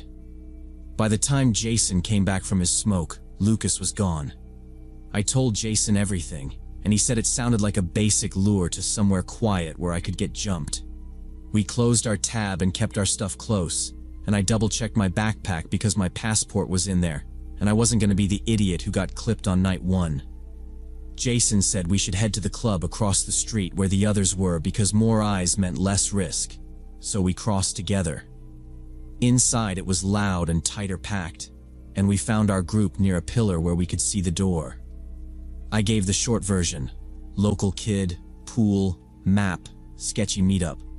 And one of the girls said her cousin had almost fallen for the same routine in Montreal. We set a quick plan for the night. Leave together, no solo trips, text if anyone wandered. The place had a long glass front, and every time the door opened, you got a view of the sidewalk and the crosswalk and the pub's neon. I started noticing repeats, the same hoodie twice, a silver sedan circling, maybe nothing, but I logged them because patterns can mean trouble. We stayed a while without drama. Around 2 a.m. we decided to head out, and we funneled onto the sidewalk in a tight bunch. I lifted a hand for a taxi while Jason counted seats, and that's when I saw Lucas again. He was across the street under a streetlight with 2 older guys, not students, heavy jackets, faces you see on job sites at 6 a.m., not at bars at 2. The shorter one had a buzz cut, the taller one had a hat low. Neither looked like they were there to party. I nudged Jason, and he clocked them. Lucas was talking fast, hands up like he was pitching, and one of the men leaned in, impatient. The other scanned the sidewalk like he was checking a list. Then he spotted us, and Lucas followed his eyes, saw me, and his eyebrows twitched. He shut it down instantly, turned his body like he didn't know me, said something quick, and all 3 pivoted toward a side street. Jason said, "Don't stare." So I looked at the curb and kept my face blank. One of our friends asked who that was, and I said nobody, because there was no reason to start a sidewalk debate. The first taxi pulled up, and we loaded 4 people, told the driver the hotel. I checked the side street again. Empty. The second taxi rolled up, and a security guy waved folks aside so we could get in without clogging the lane. Jason asked first car or second, and I said second so we could count heads twice and make sure no one drifted. We counted 8, and he shut the first cab's door and tapped the trunk once, standard, and it merged into traffic. We got into the second taxi and gave the driver our hotel. As we rolled away, I looked back through the rear window at the streetlight and the empty patch where Lucas had been. I never found out what his real intentions were. Maybe a quick robbery, maybe a forced ATM run, maybe worse. But that night made something click about how fast a normal night turns when you stop paying attention. I'm glad I trusted my instincts and didn't fall for his story. Now I'm a lot more cautious about accepting help or offers from strangers when I'm traveling, especially when they involve going to unfamiliar locations or dealing with supposedly dangerous situations.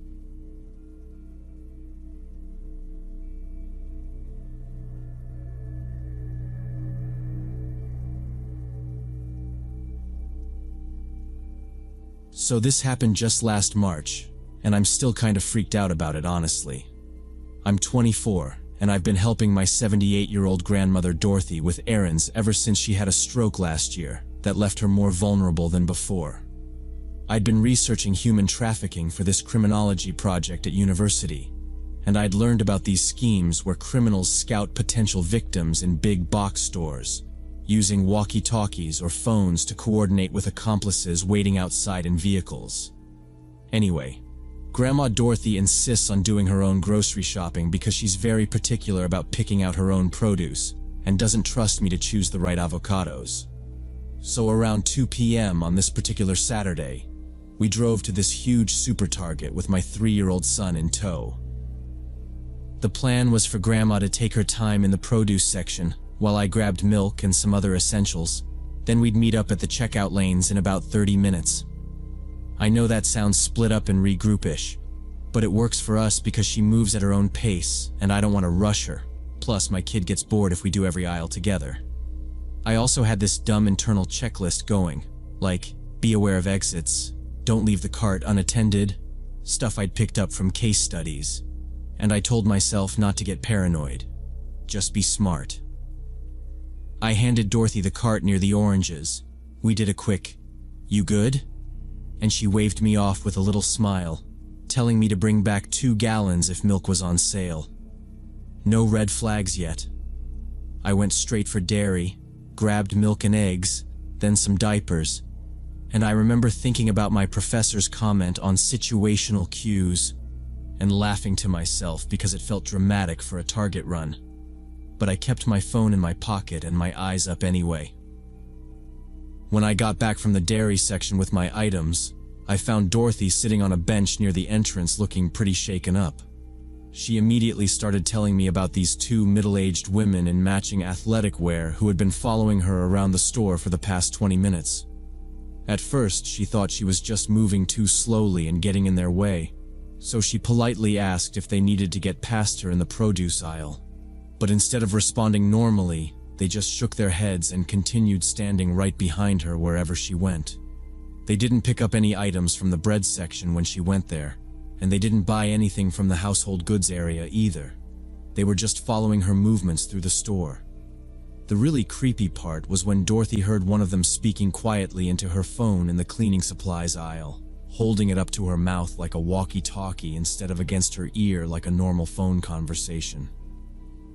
She said they were about my height, maybe late 40s, and they had on those fitted zip-up jackets with a small swoosh on the chest, ponytails tucked through baseball caps, identical white sneakers, like weirdly coordinated. She tried to switch directions a few times, produce to bread to paper towels to pet food even though she doesn't have a pet, and every time they shadowed her.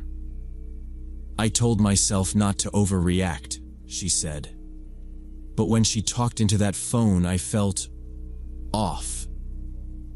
She'd come to the bench to get out in the open where the store cameras were and to keep sight of the front doors. I glanced around fast.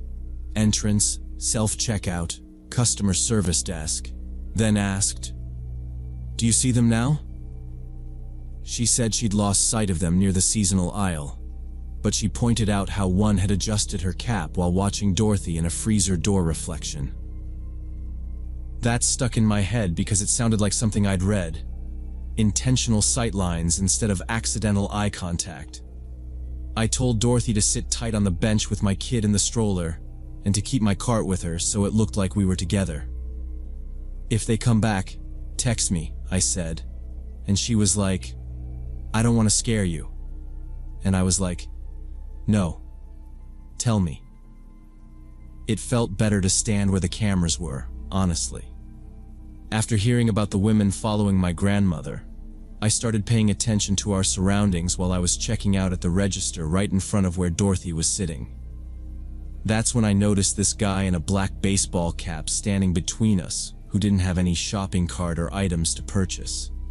He wasn't clearly waiting for anyone either, and he definitely wasn't in line for the customer service desk that was next to the benches.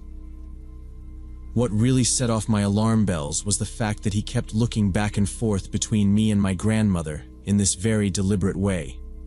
Not the absent-minded staring that people sometimes do when they're on the phone. Plus, he was holding his smartphone upside down and speaking into it in hushed tones, clearly using it as a walkie-talkie just like the women who had been following Dorothy.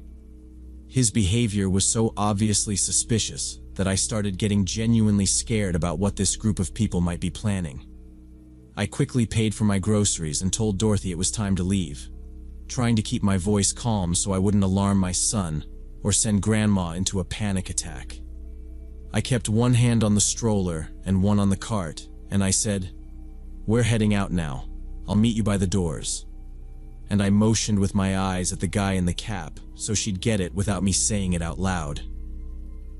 As we started walking toward the exit, the man in the baseball cap began following us, staying about 10 feet behind and continuing to speak into his phone.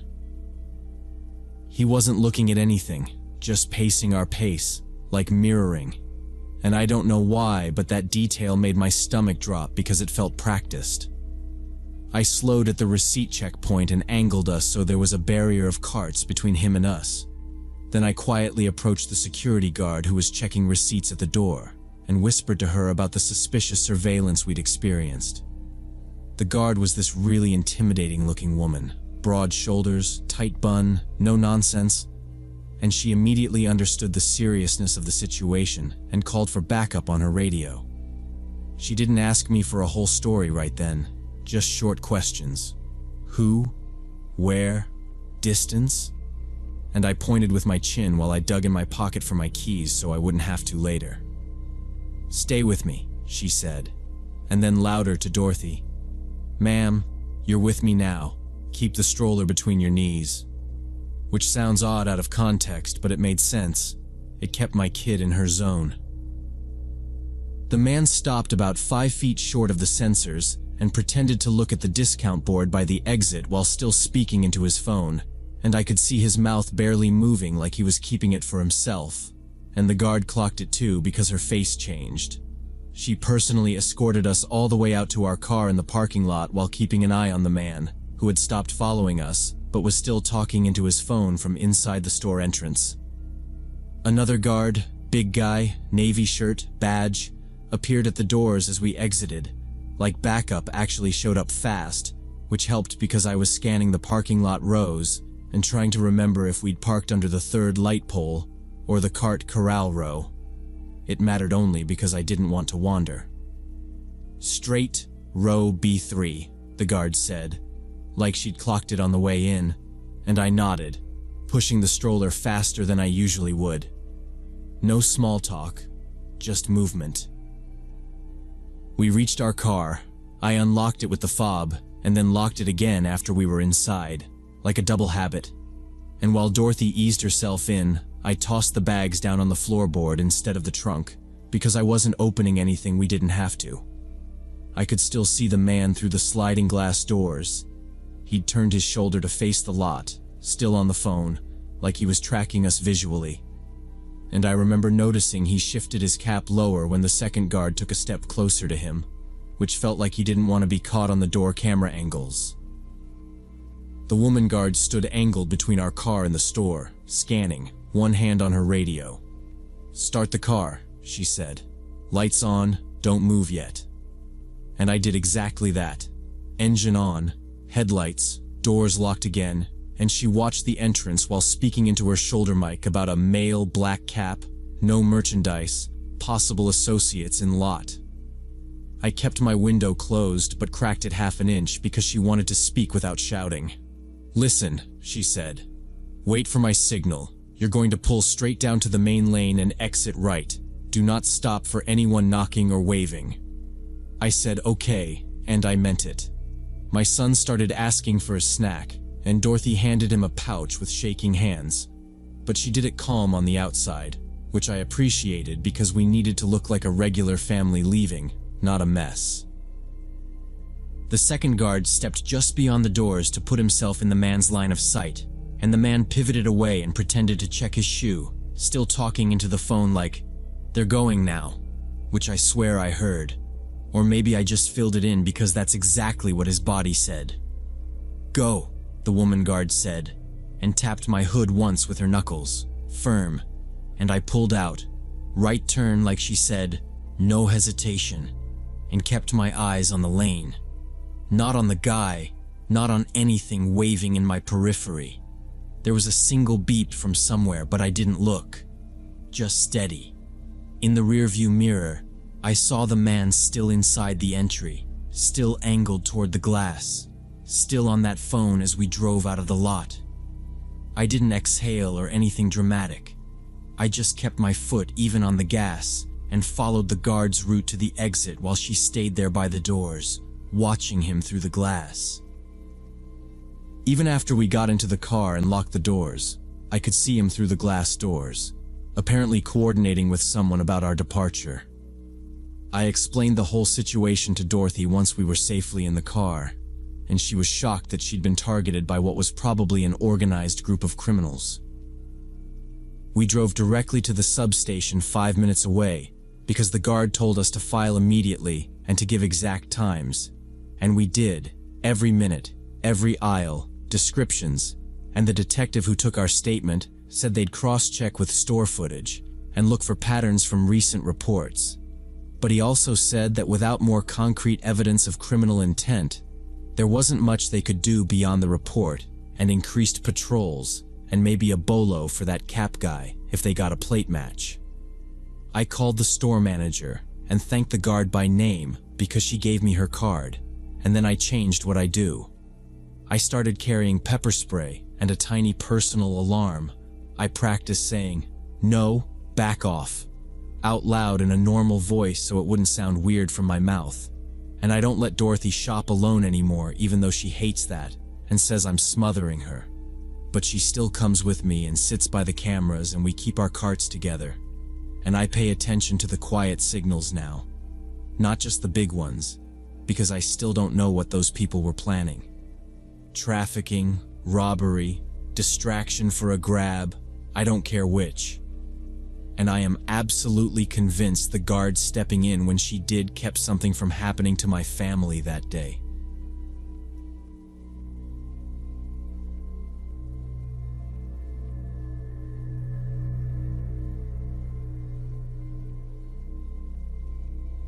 This happened back in 2019 when I was 27 and working as a marketing coordinator for this company downtown Detroit. I'd been dating this guy Brandon for about 6 months, and honestly our relationship was pretty rocky because he had some serious control issues that I was just starting to recognize. On this particular day, I'd gone to a job interview during my lunch break without telling Brandon about it. And when he found out later, he was pissed that I'd made a career decision without consulting him. So we were having this heated argument about boundaries and independence while walking to the subway station after work. By the time we got to the escalator, we were both pretty angry and weren't really talking to each other. I was standing a few steps ahead of him on the left side, while he was behind me and slightly to the right, both of us just staring straight ahead and fuming about our fight. Now, before I explain what happened next, you need to understand that Brandon liked to handle things, which I hated because I'm not a child, and I don't need a handler. He'd do stuff like reach for my phone if it buzzed, or tell me I should text him when I got to places, and I'd already told him to stop 100 times. So I was thinking about that, and about the interview, which went okay, not amazing, but I felt hopeful. And I was also watching the clock because I needed to catch the 5:40. The escalator was crowded, people pressed in on all sides, coats and bags bumping, that stale station air, and Brandon's breath a little too close behind me, which I was trying to ignore so I wouldn't snap in public. About halfway up the escalator, I noticed this guy with a messenger bag standing directly behind me, who appeared to be tying his shoelaces. I glanced back over my shoulder, and he looked up at me for a second and smiled apologetically, like he was sorry for being so close. I didn't think much of it and turned back around to face forward, assuming he'd move away once he finished with his shoes. He had the bag pinned against his hip, one knee slightly bent, like people do when they need a second of balance, and it made sense in the cramped space. The escalator kept carrying us upwards slow as ever, and I was just replaying the fight in my head and building a mental list of things I'd say later if he started again. Brandon was quiet, which for him was loud, and I could feel that stiff energy he gets when he's making a point by not saying anything. I was annoyed enough that I actually shifted a half step left to make it clear I didn't want him on top of me. The guy behind brushed the back of my coat and murmured, "Sorry, sorry," like a quick automatic apology you say when your bag clips someone. I grabbed the handrail, focused on the turnstiles coming into view, planned my path to the card reader. Nothing felt off beyond the usual rush hour closeness.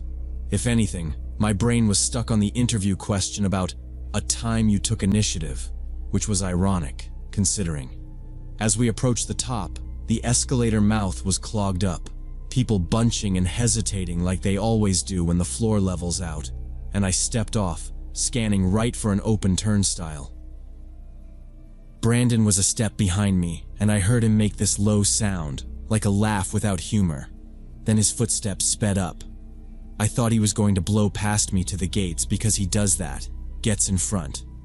I lifted my pass, and that's when I heard a sudden scrape and a burst of voices, shoes sliding, a bag thumping plastic. I turned around and saw Brandon grabbing the guy who'd been tying his shoes by his jacket and shoving him away from the escalator area. It wasn't a tap either. Brandon pushed him hard, two-handed, like he'd been waiting for an excuse. People flinched. There's that ring that opens when something goes sideways. The messenger bag guy stumbled, then planted his feet quick like he'd done this kind of little dance before. And he held his hands up half-heartedly like, "Whoa, chill." But there was this look on his face that wasn't scared. It was smug. Brandon squared up, shoulders forward, and I heard his voice go sharp. Brandon was shouting something about calling the police if he ever saw that behavior again, while the creepy guy just casually walked away with this smirk on his face and flipped Brandon off as he disappeared into the crowd.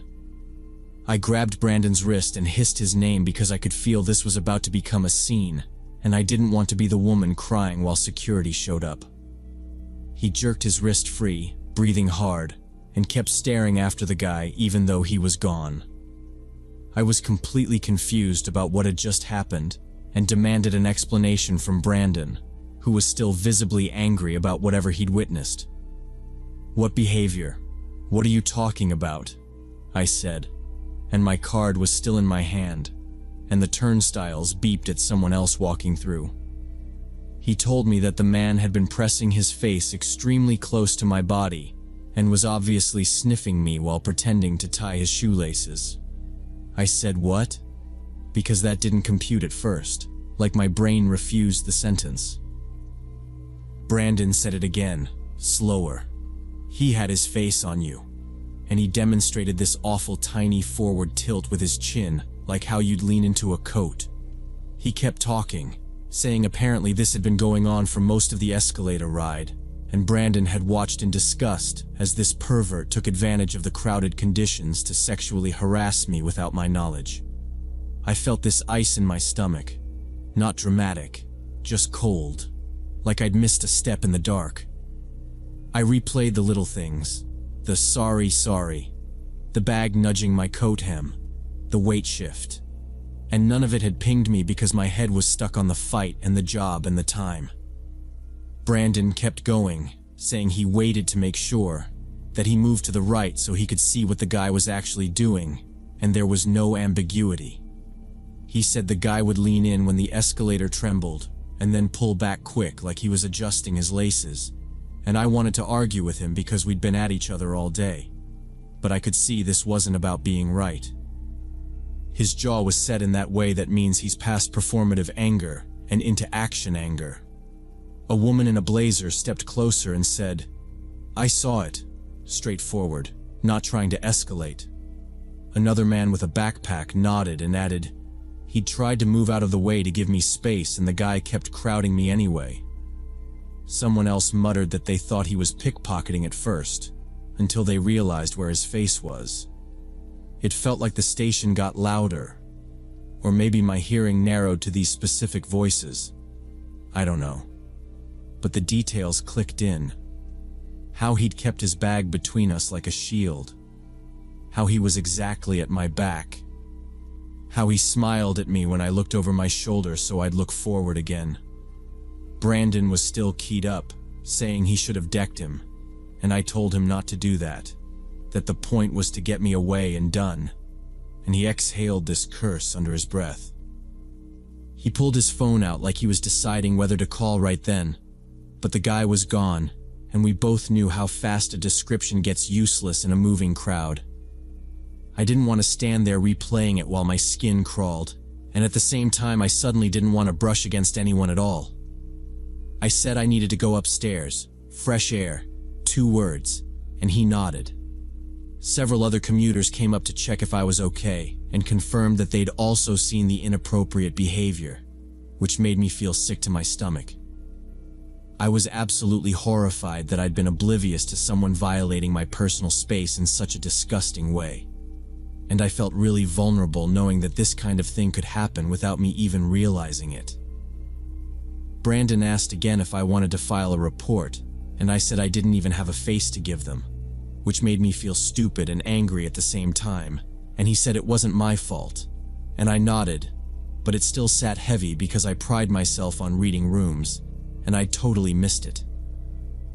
The gates were right there, and I tapped through and asked if we could just get on the next train and get out of the bottleneck, because people kept brushing past, and I was jumping at normal stuff, like a swing of a bag or a coat sleeve. We moved down the platform to a pillar with an ad pasted on it, and I stood with my back to the concrete like that would actually solve anything, counting seconds until the train slid in. Our train arrived shortly after the confrontation, and I spent the entire ride home feeling paranoid about every person standing near me. I took the end spot near the doors, even though I usually go for a seat because I wanted a wall at my back and a clear view, and Brandon stood angled like a blocker, which normally would annoy me, but right then I kind of welcomed it. A guy in a suit squeezed in and I shifted. Then an older woman with a shopping bag got jostled and I said sorry even though it wasn't me, just to have something to say. Every time the train lurched and people swayed, I tensed up, watching hands, shoes, the angle of people's hips, all the small movements that a crowded car makes, and it felt like everything had sharp edges. The doors chimed and I thought about what else that guy might have done if he'd encountered me alone in a less crowded situation, or if Brandon hadn't been there to intervene when he did. And I hated that spinning loop because it doesn't change the past, but it does change how you stand, how you breathe. At the transfer stop, we didn't switch like usual. We stayed on to avoid another escalator, and I held the pole with my palm up so I didn't have to wedge in with my back turned. A teenager with headphones bumped my shoulder and said, "My bad," and I said, "It's okay," and my voice sounded flat to my own ears. Brandon kept asking if I was good, and I said yes, just please stop asking. And he did, which I appreciated because it let me stay in observation mode. The whole incident made me much more aware of how predators can take advantage of crowded public transportation to commit these kinds of assaults. The way they wrap it in plausible gestures like adjusting a strap or tying a shoe. I kept cataloging micro behaviors, like who faced where, who held eye contact too long, who drifted when space opened. We got to my stop and I let the car empty before I stepped off, no rush. And I waited on the platform until there was a gap in foot traffic because I didn't want that crush again. Walking up the stairs, I kept to the side and skipped the escalator entirely, and my heart still kicked when someone took the step behind me, just a normal pacing thing, but I moved anyway. The experience really changed how I behave on public transportation. Now I always try to position myself where I can see who's behind me, and I'm much more aware of people who seem to be getting unnecessarily close. I started using my backpack on my front if I had to, and I clipped my coat at the collar so it wouldn't gape in back. Small things that made me feel like I controlled something. The incident also complicated my feelings about Brandon, because even though our relationship had serious problems, I was grateful that he'd been paying attention and had protected me from something I hadn't even noticed happening. We didn't rehash our original fight that night. We ate in silence mostly, and when he left I told him I needed space, which was true, but I texted thank you later because that was also true. It made me think about how the same traits I argued with, Him being hypervigilant, a little controlling, can look different in a scenario where vigilance actually helps, and that's a messy thing to hold. He wasn't a hero and he wasn't a villain.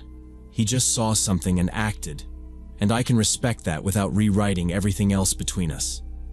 It made me realize how often women might be experiencing this kind of harassment without being aware of it, especially in crowded places where casual contact seems normal.